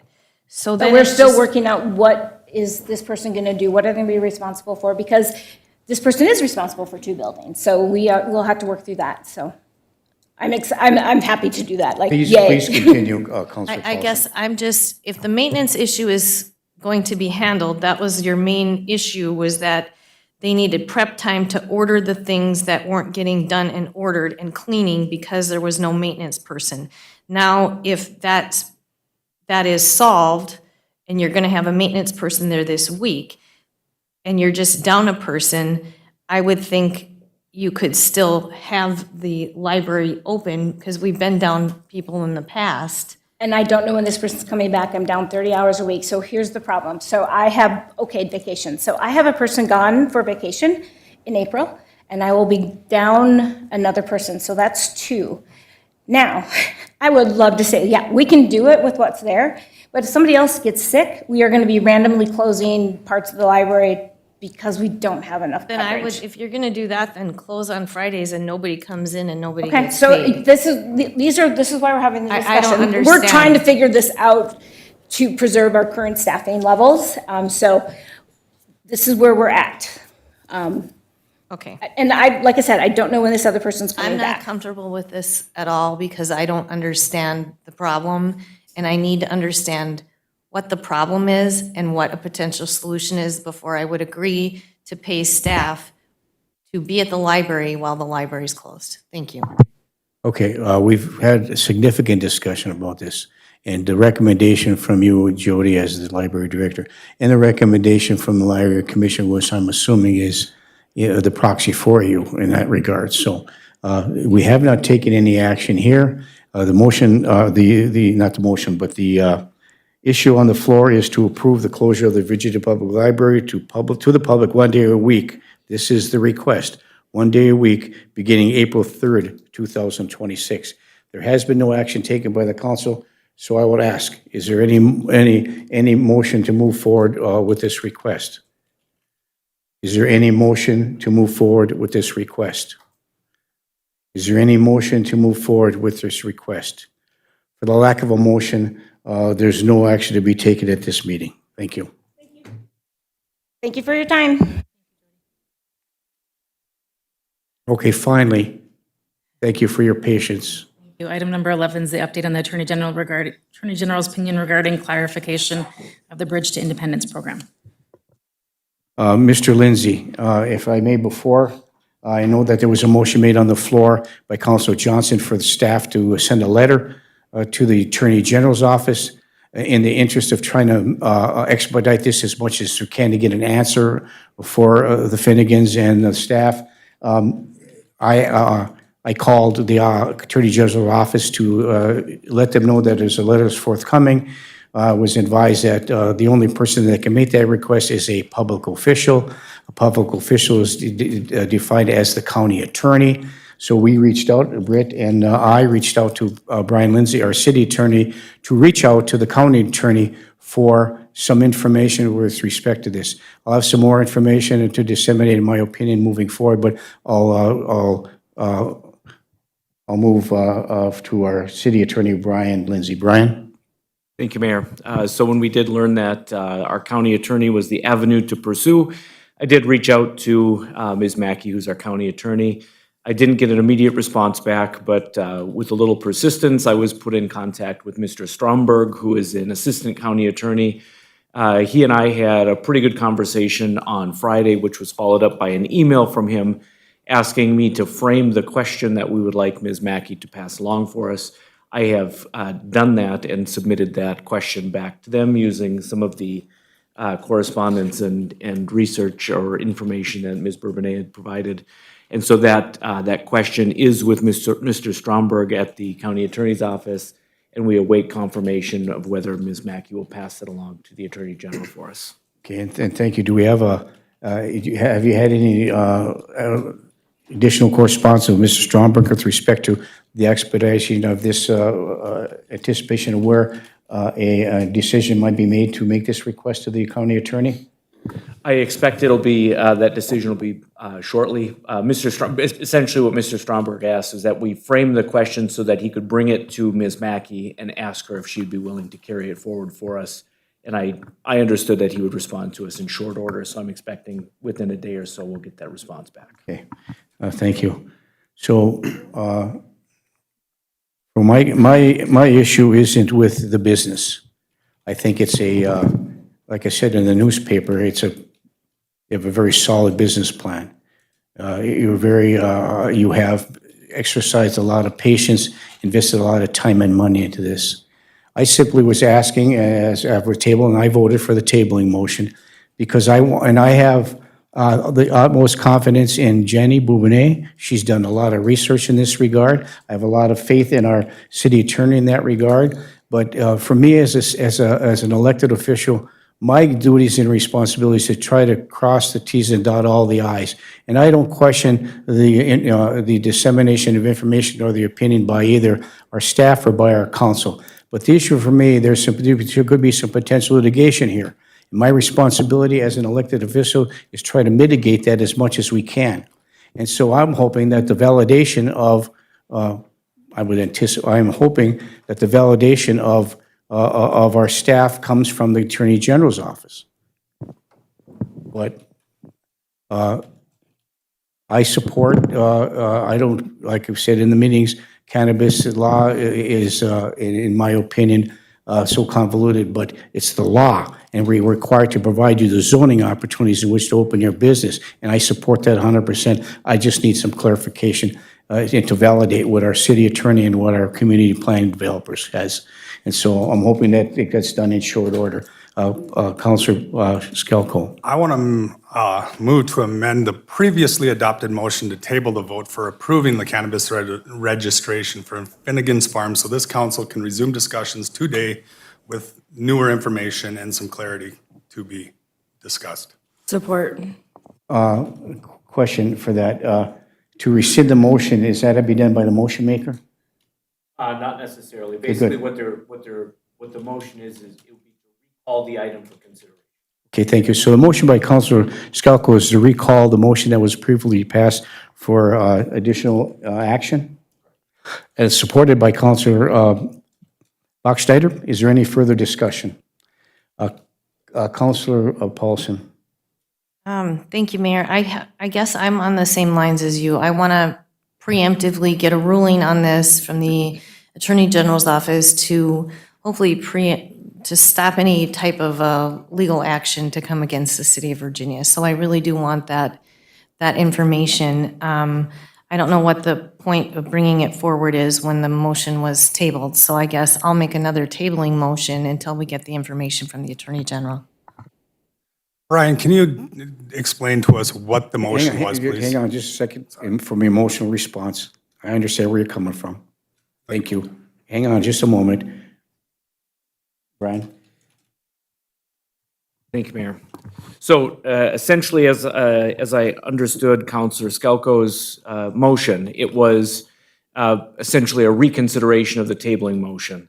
And then I understand Councilor Paulson is in that motion, and I believe it was supported. So that's a motion with support, so it's on for discussion. And then I understand that Councilor Paulson is making an intervening motion, a tabling motion, which is technically proper at any point during the discussion of a motion on the table. So there's a motion to table, and there's no further discussion authorized to do so, Councilor Skelko. That's why I intervened a little bit. So it's been moved by Councilor Paulson to table this issue, supported by Councilor Beyondich. Is there any further discussion? I'm sorry, no discussion. I apologize for that. No discussion on the tabling motion.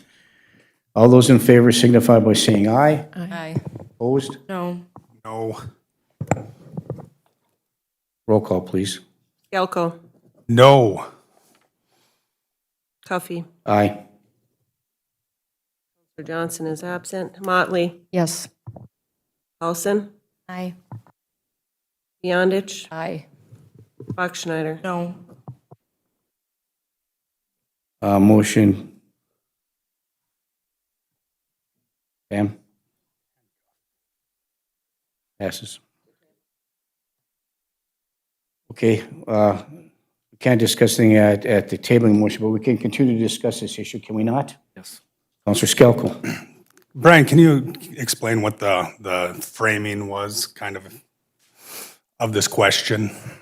So just for clarification, the question to the Attorney General's office? Yes. So what we're looking for is a determination, so the provision of the law that we're using to move this question forward to the Attorney General's office basically says if there's anything within the schools portion of the statutes, that chapter, that's unclear, we can seek clarification through the issuance of an Attorney General's opinion. So the question that was framed was whether the Bridge to Independence program, as we understand it, qualifies as a school within that statutory framework. Thank you. Thank you. So I'm just gonna let it all out right here. So immediately following that meeting, I mean, it was probably 10 minutes, I called the city official in Mount Iron. Someone that I'm close to, I know very well, who was involved in who was involved in the school that's being built in Mount Iron.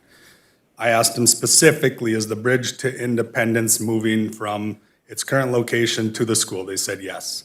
I talked to another person that I trust very well. They called the Northland Learning Center themselves. They got back to me. They confirmed that this Bridge to Independence is leaving the facility. So we're asking a question. We are holding up the Finnegans from an answer that we should, as a council, be just saying yes or no to right now today. But we're holding off for a question that is irrelevant. This Bridge to Independence is leaving. There is no Bridge to Independence. By the time their registration even gets approved, I'm guessing this is a process, correct? You guys, this isn't like tomorrow you're gonna get in, you're gonna be building in a week. So this is a process. So in my eyes, this is a stall tactic 100%, and it's unacceptable to me. So beyond that, I decided, I said, okay, I mean, I talked to these guys, I got the facts on this. Next, on Friday, I met with the Autism Center. It was fantastic. I went there, I waited outside for 10 minutes, I got in, I thought I'd be talking to the lady in Virginia. Well, it was a Zoom call. I got to talk to all the executives of the Autism Center. I talked to them very nicely. They did address their concerns, that their concerns were that, parents, and they might have a concern of dropping their kids off at this facility. But they also alliterated and told me 3 times throughout this 15, 20 minutes I spent with them that they just recently signed a 3-year extension with Earl at the plaza. So them saying they're just gonna up and leave is false. That was false information given to us. They did state they composed a letter, which Brian shared with me, that did share the same feelings that they had. They do have concerns, as everyone should be. There could be concerns. It's a new industry, it's a stuff. You know, I just, it's mind-boggling as I've traveled the country and I'm reading articles, and just the other day I'm reading in New Jersey, they just signed an ordinance, so Girl Scouts Cookies of America, the Girl Scouts can go outside the dispensaries and sell their cookies, and they're killing it. They're making a lot of money. So scary, so scary. I just, this doesn't make sense to me. Furthermore, now we're tabling this for an official response from the Attorney General, which doesn't have to give it. Carver knew this, everybody knows this. This is a tactic that, this could go through the city, the county attorney, Mackey, could get up there. This could be weeks, months, years. The Attorney General does not have to respond, period. They don't have to respond. So we're gonna table it. We have 2 folks here, the Finnegans, who have been working, when did they start this? Jenny or Pam, can someone give me, I believe this has been tabled 2 or 3 times now already, am I correct? First Pam and then to Jenny. Pam? Yeah. Thank you. This is about our 7th discussion on this subject. You know when it started, roughly December? February 10th, I believe. They did get me their paperwork in December, which Jenny reviewed. I did submit to OCM that the zoning was approved at that time. I think we had some issues with the paperwork. That's why we didn't put it on the agenda right away. There was the address changes and things like that that needed to get done. And then it was February, and that was the initial meeting that we put it on. But after I was contemplating things like this, and I've reached out to a couple clerks,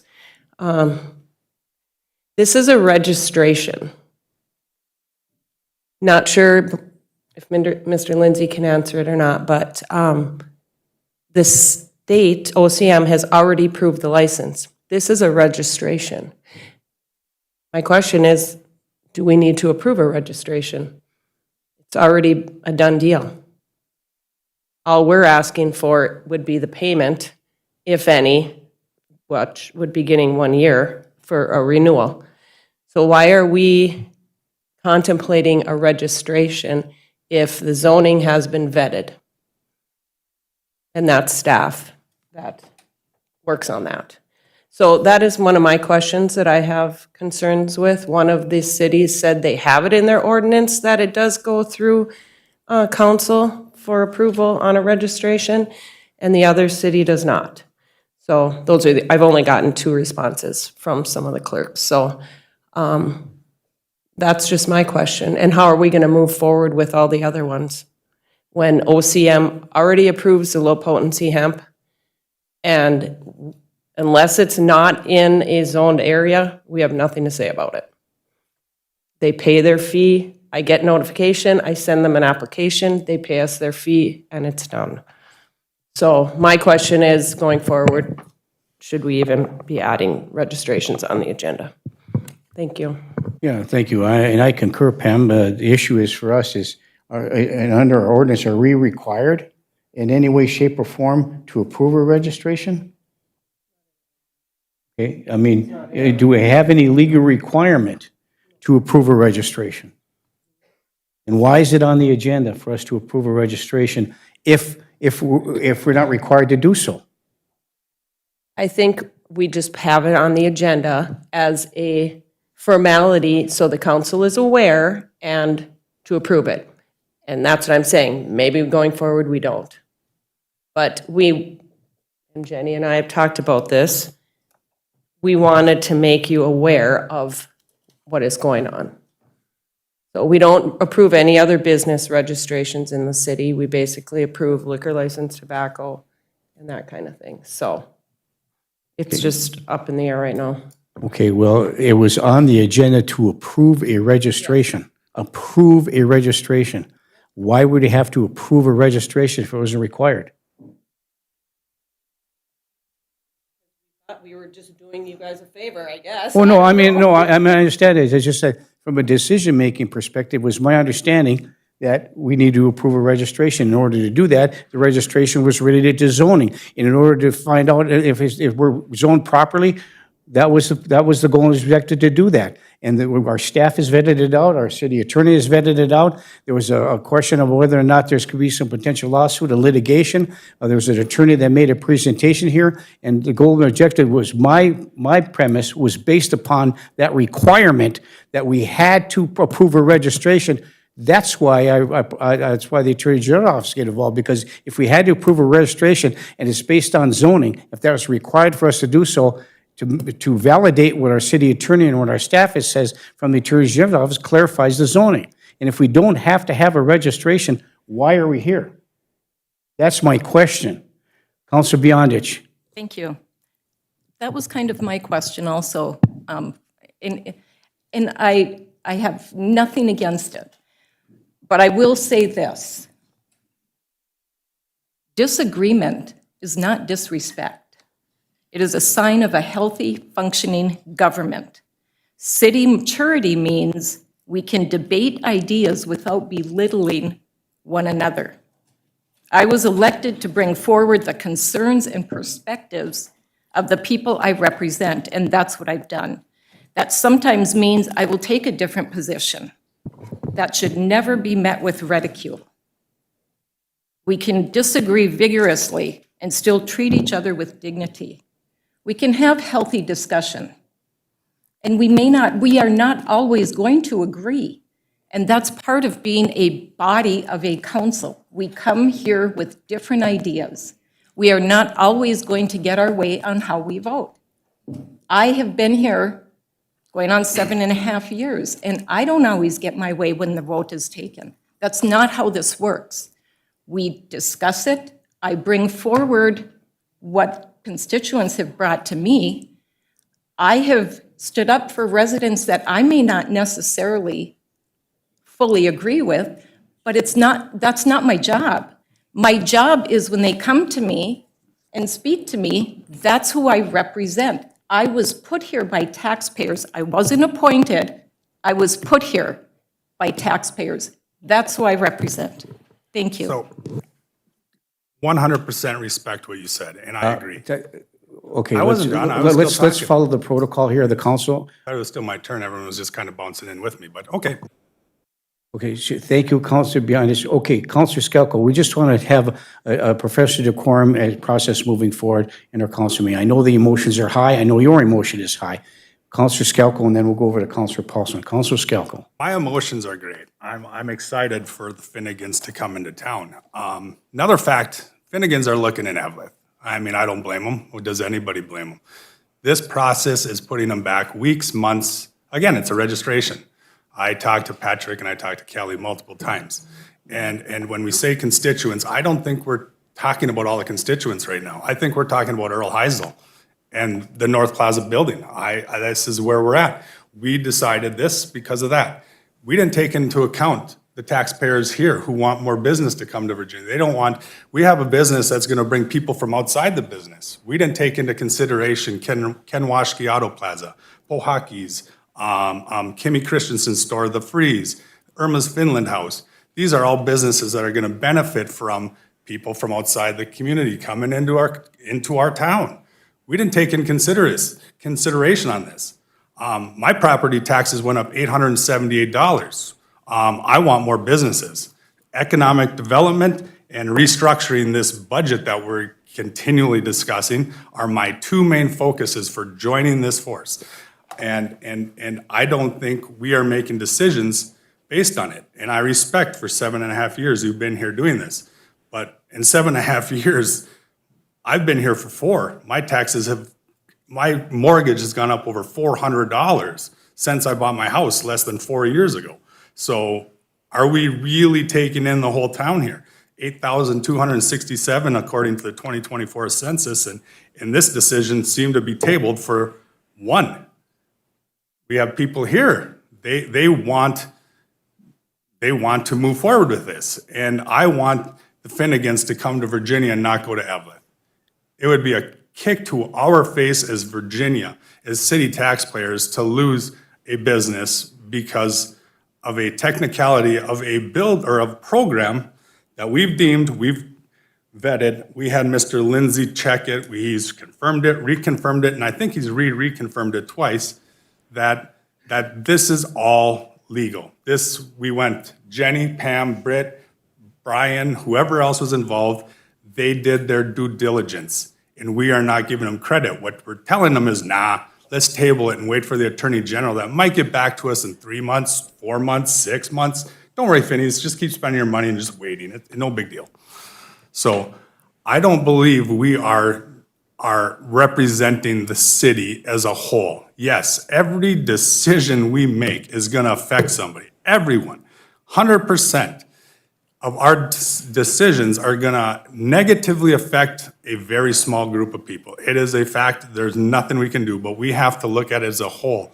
We have to look at the property taxes of people that are continually rising and rising and rising, and there's no end game, and there is no end game. It's just keep leveling, keep putting it on the taxpayers, we'll just keep paying it.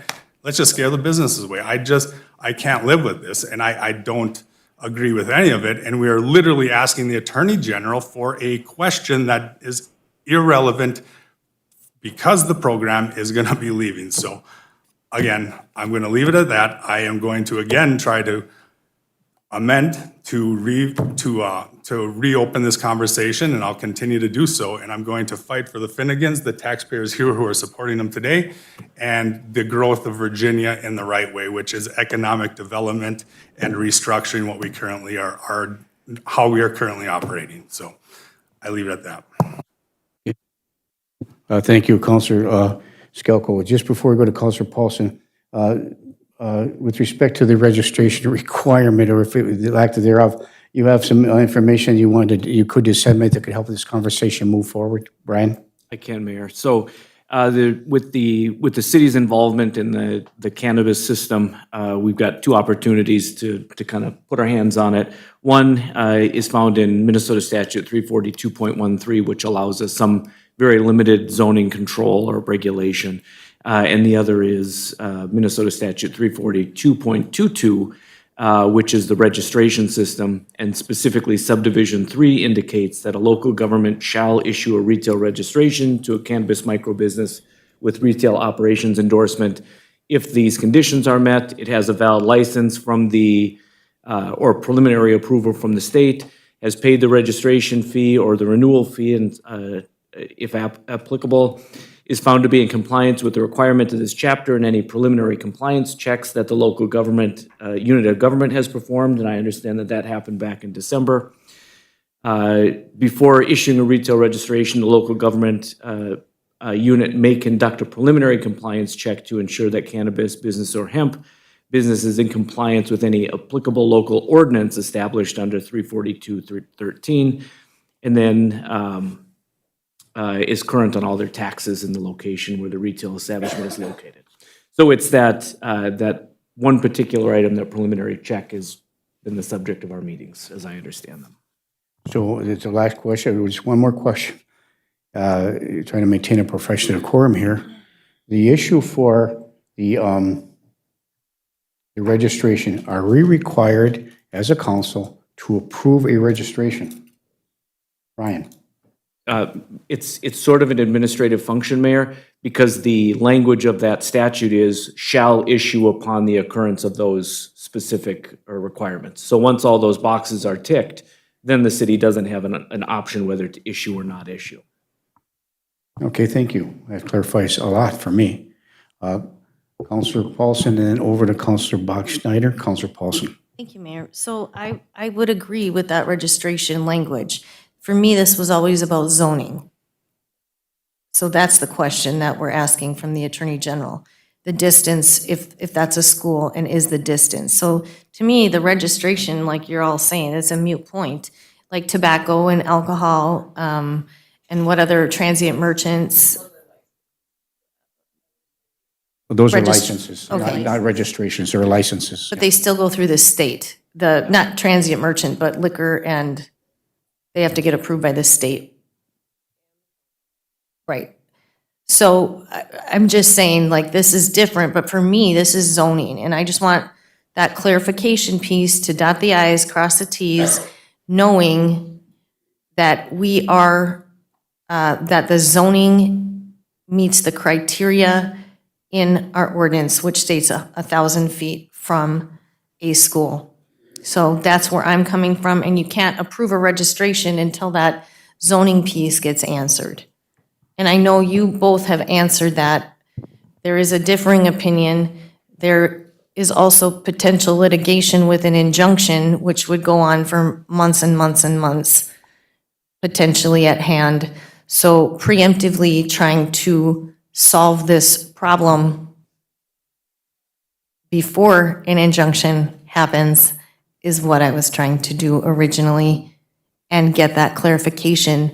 So to me, it's not the registration piece about approving it. To me, it's about getting clarification on the zoning, and that's what we've done, and that's what the tabling motion was for, to wait for the response for the zoning question of the school in question. Thank you. Okay, thank you. Councilor Motley? I'm sorry, please, let's me be to first was Councilor Bachschnider, then over to Councilor Motley. Councilor Bachschnider. Thank you, Mayor. Brian, thank you for that explanation. I think that's helpful. One question I have back, and I don't necessarily expect you to know the answer, but you said that we are still in the preliminary discussion. You Google the word preliminary and you look in a dictionary, it reads introductory, preparatory, or preceding actions that becomes before a main event or final decision, such as preliminary results, reports, or hearings. It acts as a setup, often clearing away details before the main subject. So would our preliminary work be our city staff? Is preliminary going to the county and state attorney? That seems beyond any preliminary work, in my opinion, but that is opinion, and I do recognize that. I don't know if you want to try to answer that or not, but appreciate it. Thank you. Thank you, Councilor Bachschnider. Mr. Lindsay. Thank you, Mayor. So to answer, I think that's a good catch. Yeah, preliminary, so there's a preliminary stage here, and I could let Ms. Bourbonnais speak to it, but my understanding is when the application for the license goes in, they actually send a notice out to the city that has to be completed within 30 days and returned. And that initial process talks about the zoning, and I understand that that part of the process was taken care of back in December. And so, yeah, it's I think when they say preliminary review or preliminary compliance check, it's the early stages. Thank you, and it does feel like, in my opinion, that we are beyond that. Thank you. Thank you, Counselor Bucksenator. Counselor Motley? I want Finnegan Farms in Virginia, not Evelyn, first off. As far as my vote last week, I would have supported your business going in the current location had the motioning table motion come out.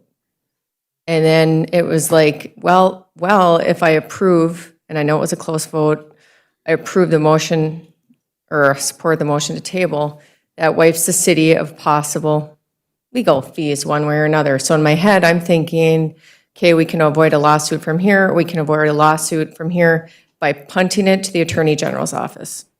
That was where I ultimately voted to support the tabling motion to punt it to the Attorney General's office. For me personally, aside from city business, have reached out to the Attorney General's office in regards to something else, nothing to do with this or the city of Virginia. And they got back to me within about a week and a half. So I am hoping that our state Attorney General's office will get back to us in a timely fashion. It obviously was not Keith Ellison himself, but it was a staff member, and I thought it was pretty quick. So I am hoping when it's coming from the city and not just a simple taxpayer like myself, that they would reply to it again in what I would deem a responsible timeframe, because they got back to me pretty fast. Would it be pertinent to potentially put a time frame where we can just, if we don't hear something from the Attorney General's office, I don't know, by a such and such date, we just put it on the agenda and we vote yes or no? I don't want this to be, we're waiting on the Attorney General's office. I mean, is that So, discussion? yeah, so I would think that if, I'll refer to our legal counsel, so there's a tabling motion on the floor, and it was passed to table it right now. But there, if I'm thinking this correctly, Brian, could a motion be made to refer this for a vote to the city council meeting next Tuesday, because it has to go there anyway? And give and we'll take action if, whether or not we have a response back from the Attorney General or not. Brian? Thank you, Mayor. From a procedural standpoint, the retabling motion, I guess we would call it, that being successful today, we couldn't take another vote on that specific item today, but we could put it onto the agenda for next Tuesday's meeting for further consideration. And then that motion to remove it from the table could be made again at that meeting. Okay, thank you. Councilor Bucksenator, Councilor, anybody? Yeah, Councilor Paulson? Okay, it's just so we don't start a bad practice here. Anytime we've ever had a tabling motion,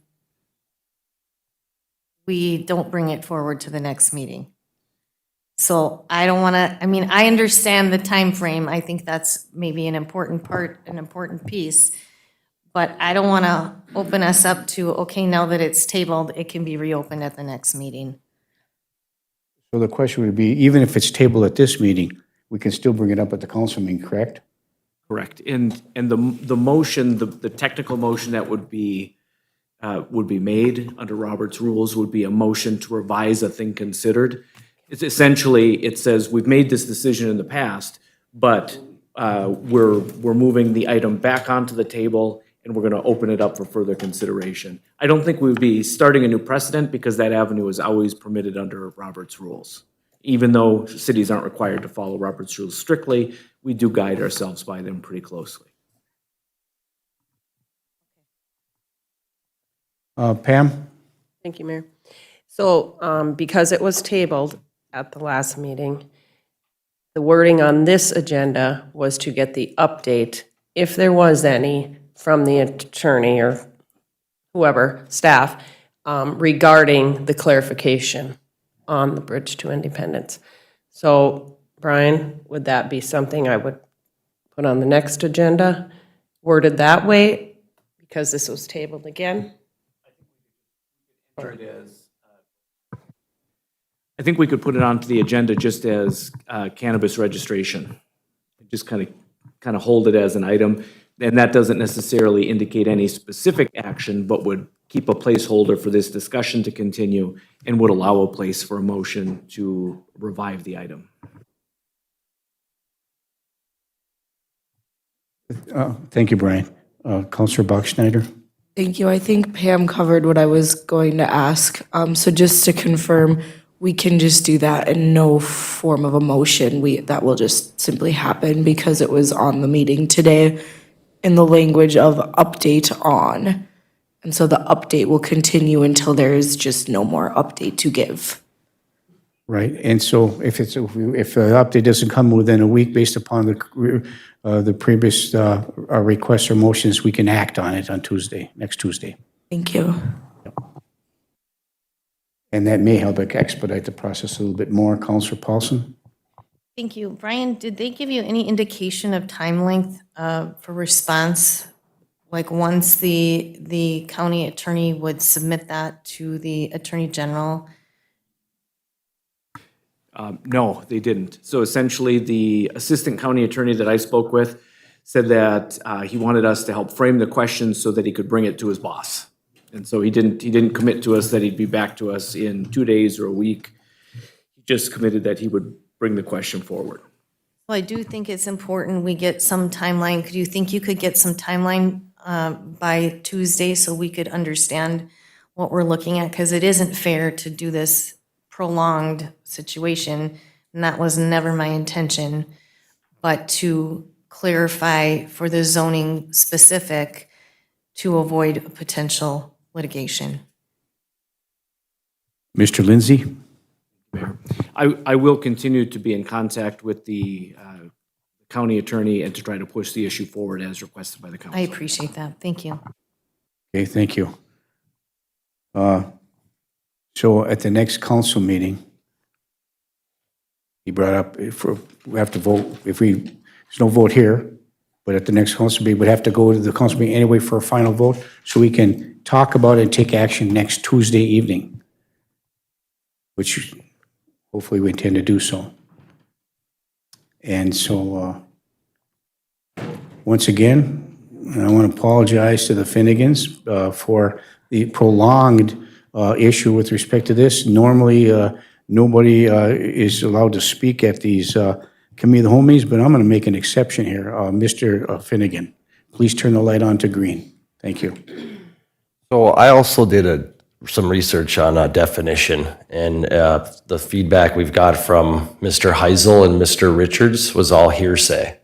They were speaking for said businesses. Okay? So we don't have our potential landlord speaking for us.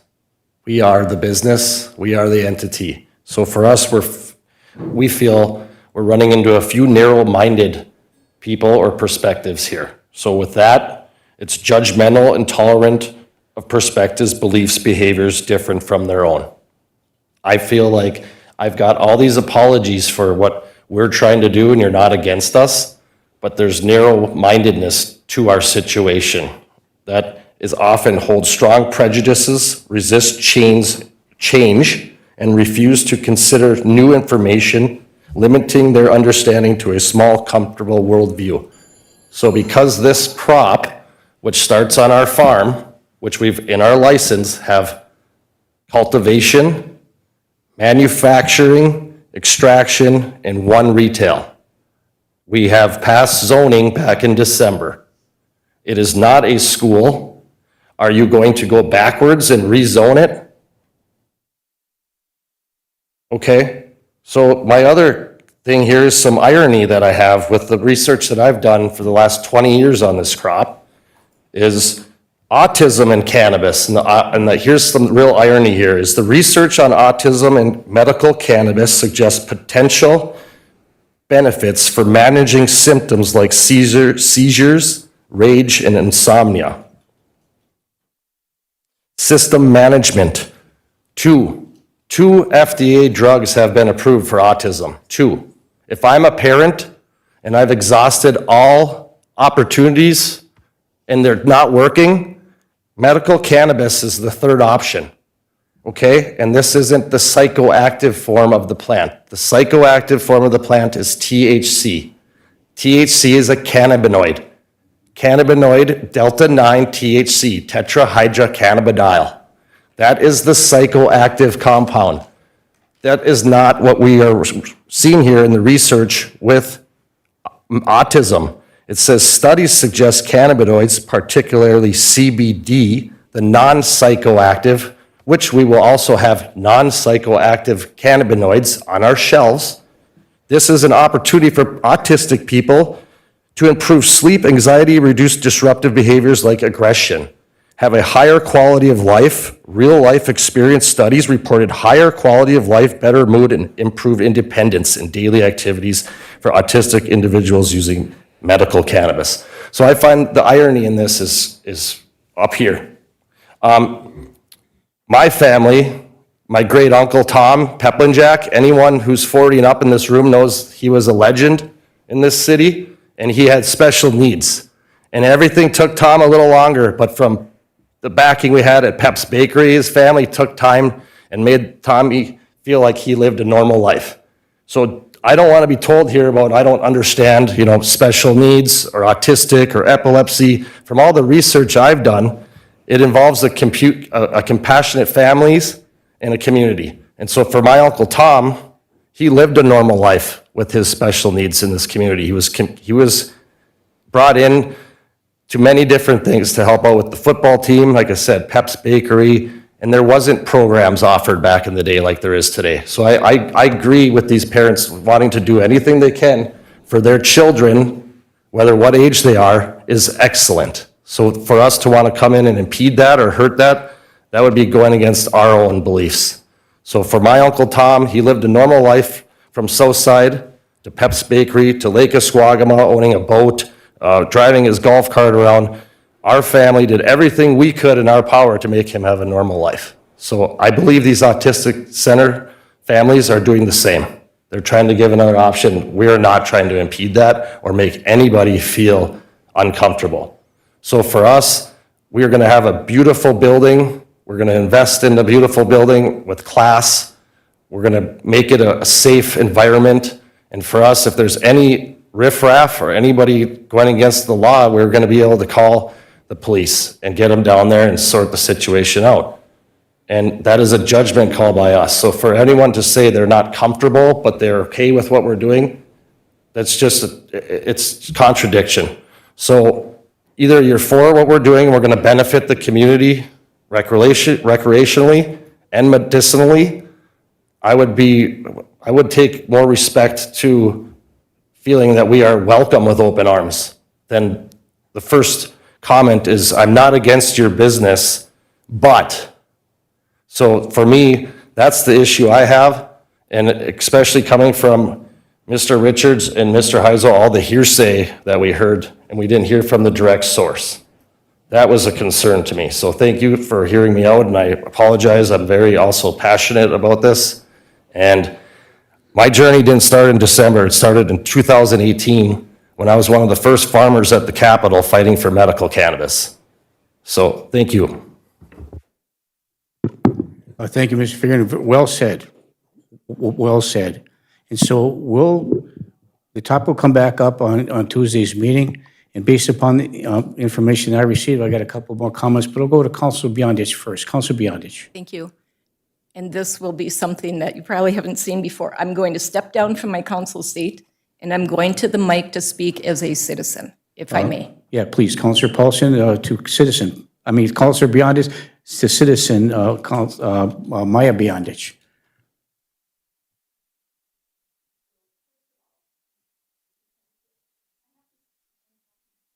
Sorry.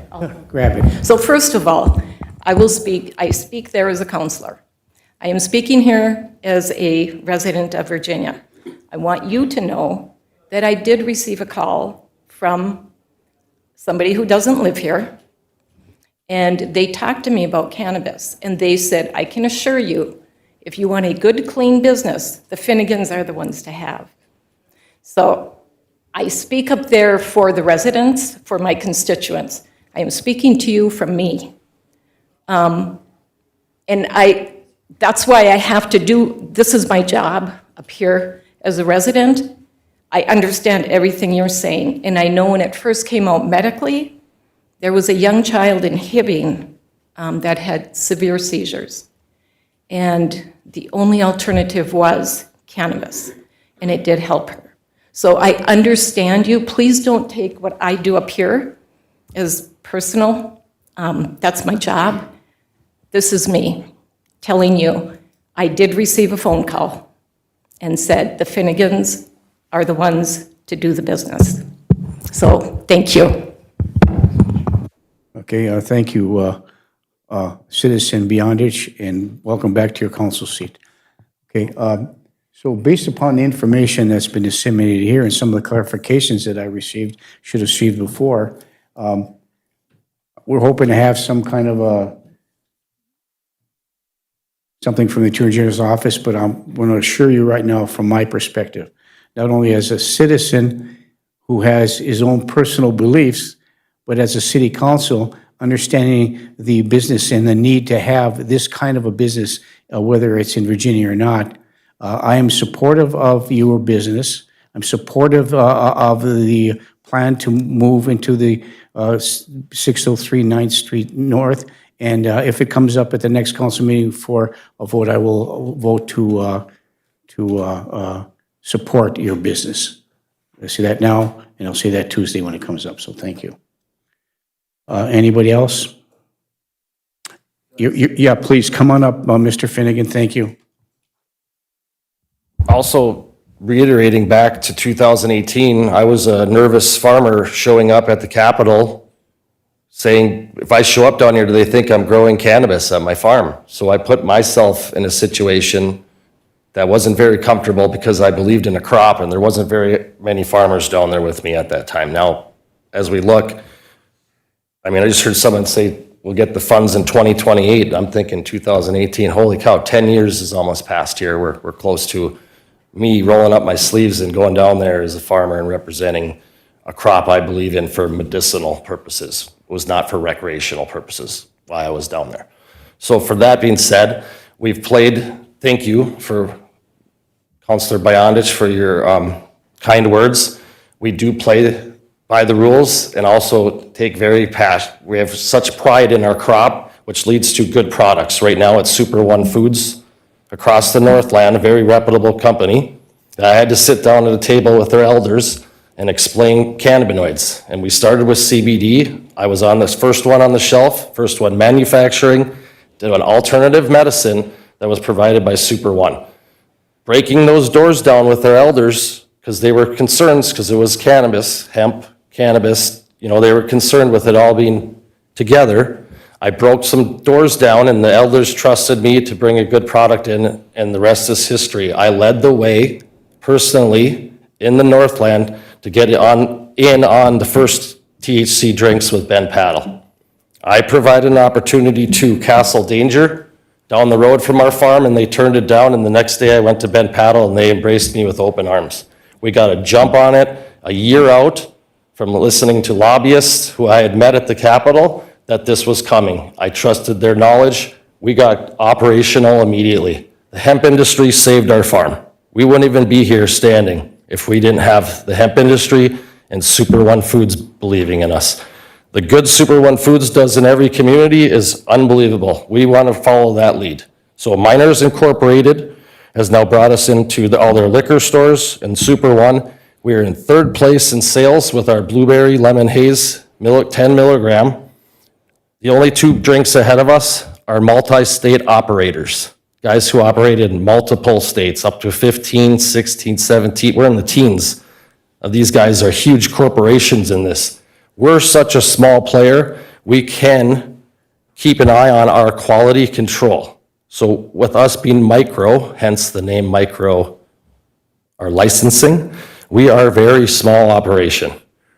The products on the shelves is not just going to be Finnegan's Farm. There's going to be other vendors. So we have to do our due diligence to find reputable, respectful, and clean vendors.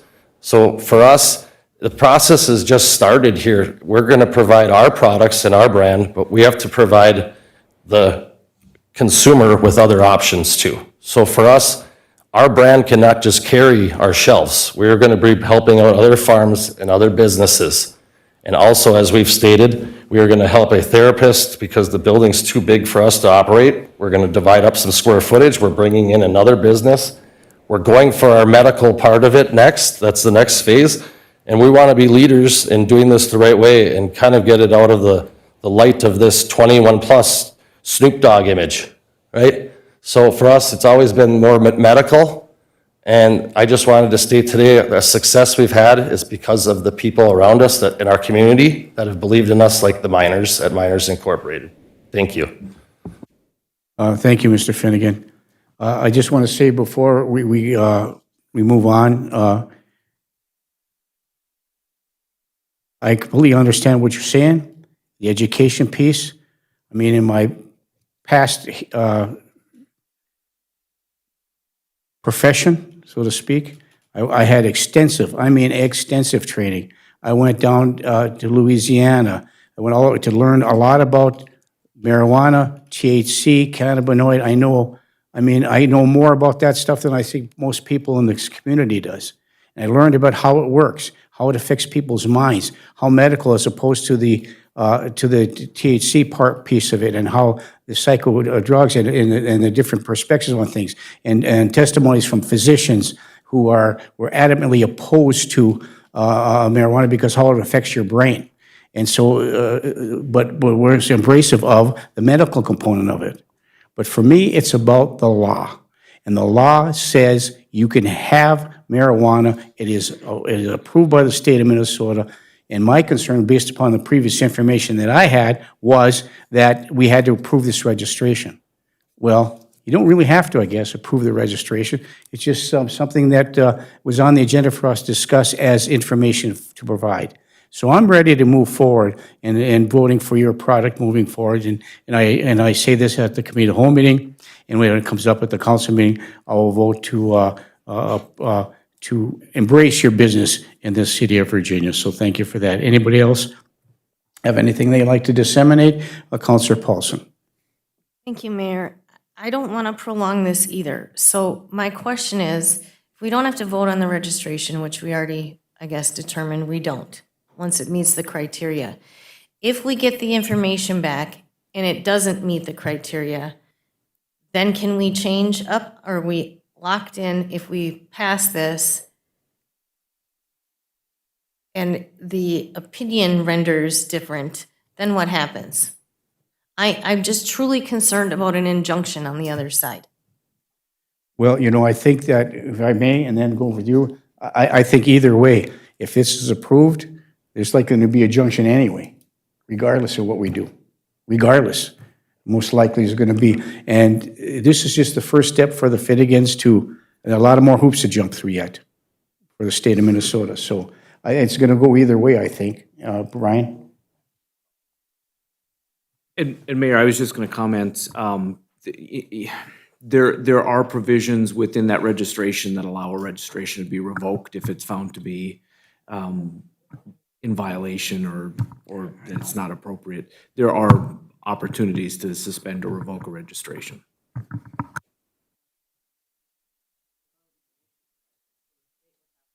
It would be on the states. You want to turn that on, please, Pam? If we made an error in the zoning, then we have to bring that back to the state. And I guess I'm not quite sure what the process is then. This is what I'm trying to avoid. Like, I don't know if we can get this ruling or not, but if I we can can check hold on out it. till Tuesday and just see what kind of an opinion potentially. But I don't want to hold this up in perpetuity either. That's not never was my intention. My intention was, one way or the other, there's going to be a suit. So how do we avoid that was getting the definition. Well, one last word. If you don't hear anything by Tuesday, for me, as an elected official, it's not just about any business, because any other business wouldn't be controversial, as this apparently is to some people. So when I find that we don't have to approve a registration, and the zoning is already being vetted by Jenny Boubinet, our community development planner, and the opinion that I value from our city attorney, I'm ready to move forward. So that's where I'm at. Anybody else that has any questions or comments? Councilor Beyondich. So, as long as we've sat here this long and we've discussed this how many times, why was it put to us to a vote? What was the purpose of the vote in the first place? Can I ask that question?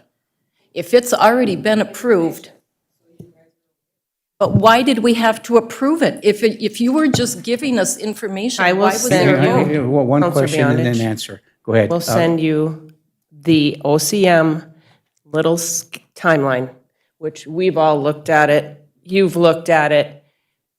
It says city approval. So is that, to me, that's why it was brought to you, city council to approve. Otherwise, we'll just do it. It was for information for all of you. That's the process. I'm not going to hide it and say, oh, I just approved a cannabis business without letting you know, right? Or Jenny or any, that's not the way I work. You guys know that. So it was informational purposes for you to know there's a cannabis business, they got their license.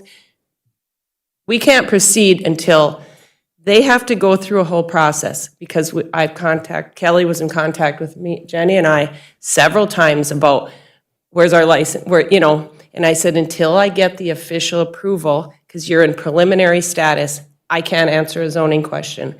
Once I got that, it was presented to Jenny, who reviewed the status. Yes, it was approved for zoning. I answered the question, yes. That's it. It goes back to the state, because we have 30 days to answer that question, and then they were issued their license.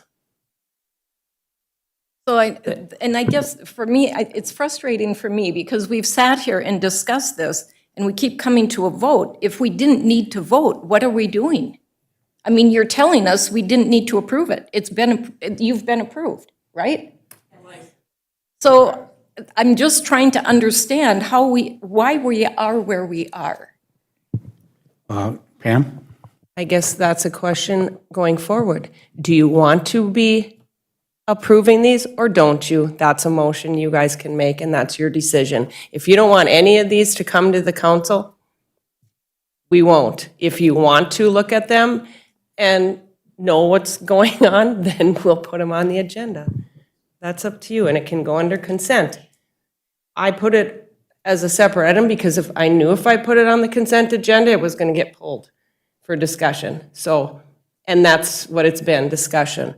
So the zoning, yes, like I said, if it comes back and the zoning is incorrect, if that is interpreted as a school, not the program that we're saying it is, then OCM is going to have to decide what the process is, because they issue the license.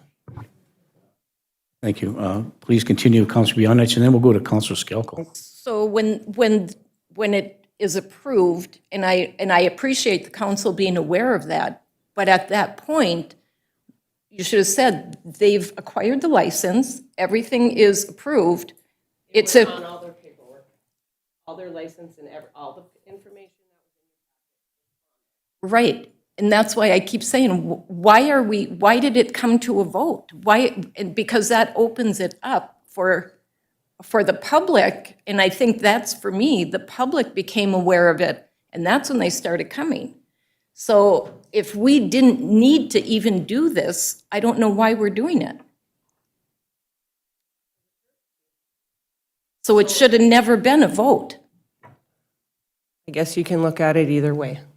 Okay, and I that's what appreciate I the said. information. I do. I'm sorry, I'm getting very frustrated with this conversation. Yeah, okay. I'm trying to do my job to keep Yes. you guys aware, and so is Jenny.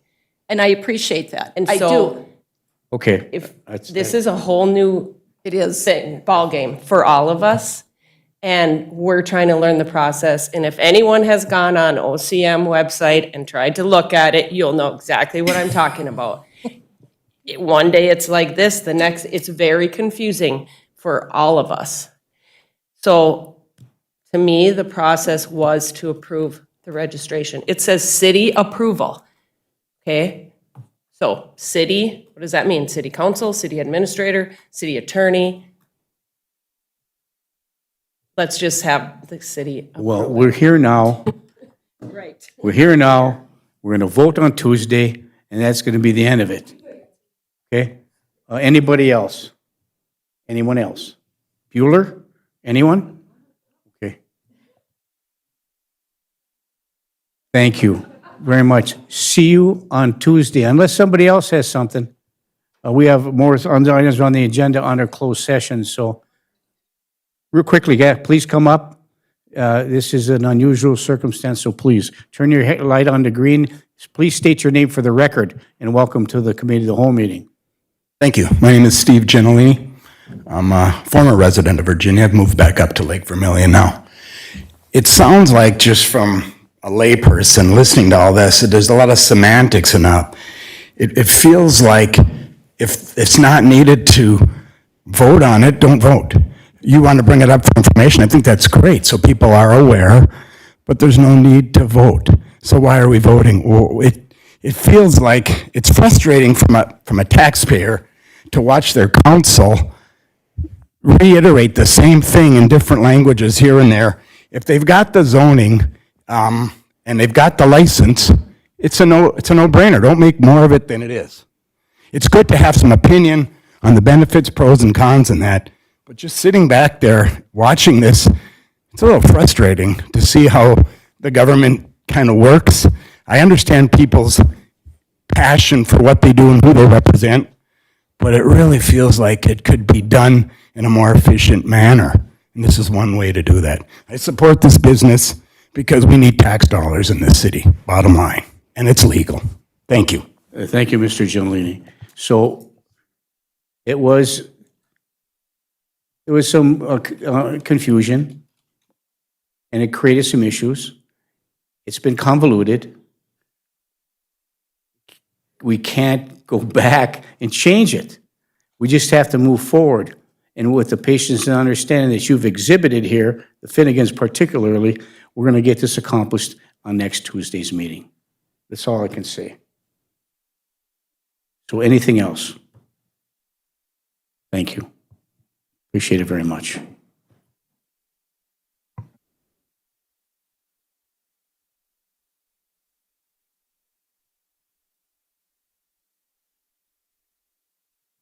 Next item on the agenda, number 12. Thank you. Item number 12 is consider an offer for the purchase of real property owned by the city. And this portion of the meeting may be closed as per Minnesota Statute 13D03, I believe, subdivision 3C1 for real estate negotiations. And the first one is the parcel ID known as 090-0180-00308.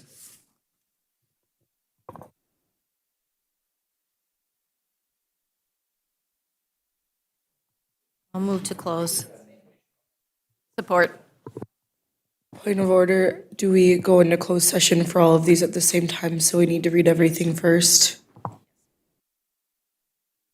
In conversation with Pam on clarity on an issue, what was the motion? I'll move to close, go into closed session. Okay, moved by Counselor Paulson, move to closed session, supported by Counselor Beyondich. Further discussion? Mayor, let me read all the closed session Before items. before we go into closed session, what do you need? I'm going to read them all. We need to read all of them. Okay, to my go. would you like to do that? Or, yeah, feel free. Okay, we have to ask everybody to vacate the city council chambers because we are going to move to closed session to consider the following items. Consider an offer for the purchase of real estate owned by the city. This portion may be closed pursuant to Minnesota Statute 13D.0, subdivision 3C, paragraph 1, for real estate negotiations. Item 12.A is to update on parcel ID 090-0180-00308. 12B, update on proposed hotel of Virginia Hospitality. And 12C, the North Side Building, which is parcel ID number 090-0130-01465. And item 13, labor negotiations update for law enforcement labor services. This portion of the meeting may be closed under Minnesota Statute 13D.0 3 for labor negotiation strategies. These are items moving into closed session, and you have some in this for Jim, so you can remain in this. So does anybody need 5 minutes? Take a quick break, and then we'll come back. I know some of you have to leave by 11:45. So thank you. Let's just take 5 minutes and come back and go into closed session. Thank you.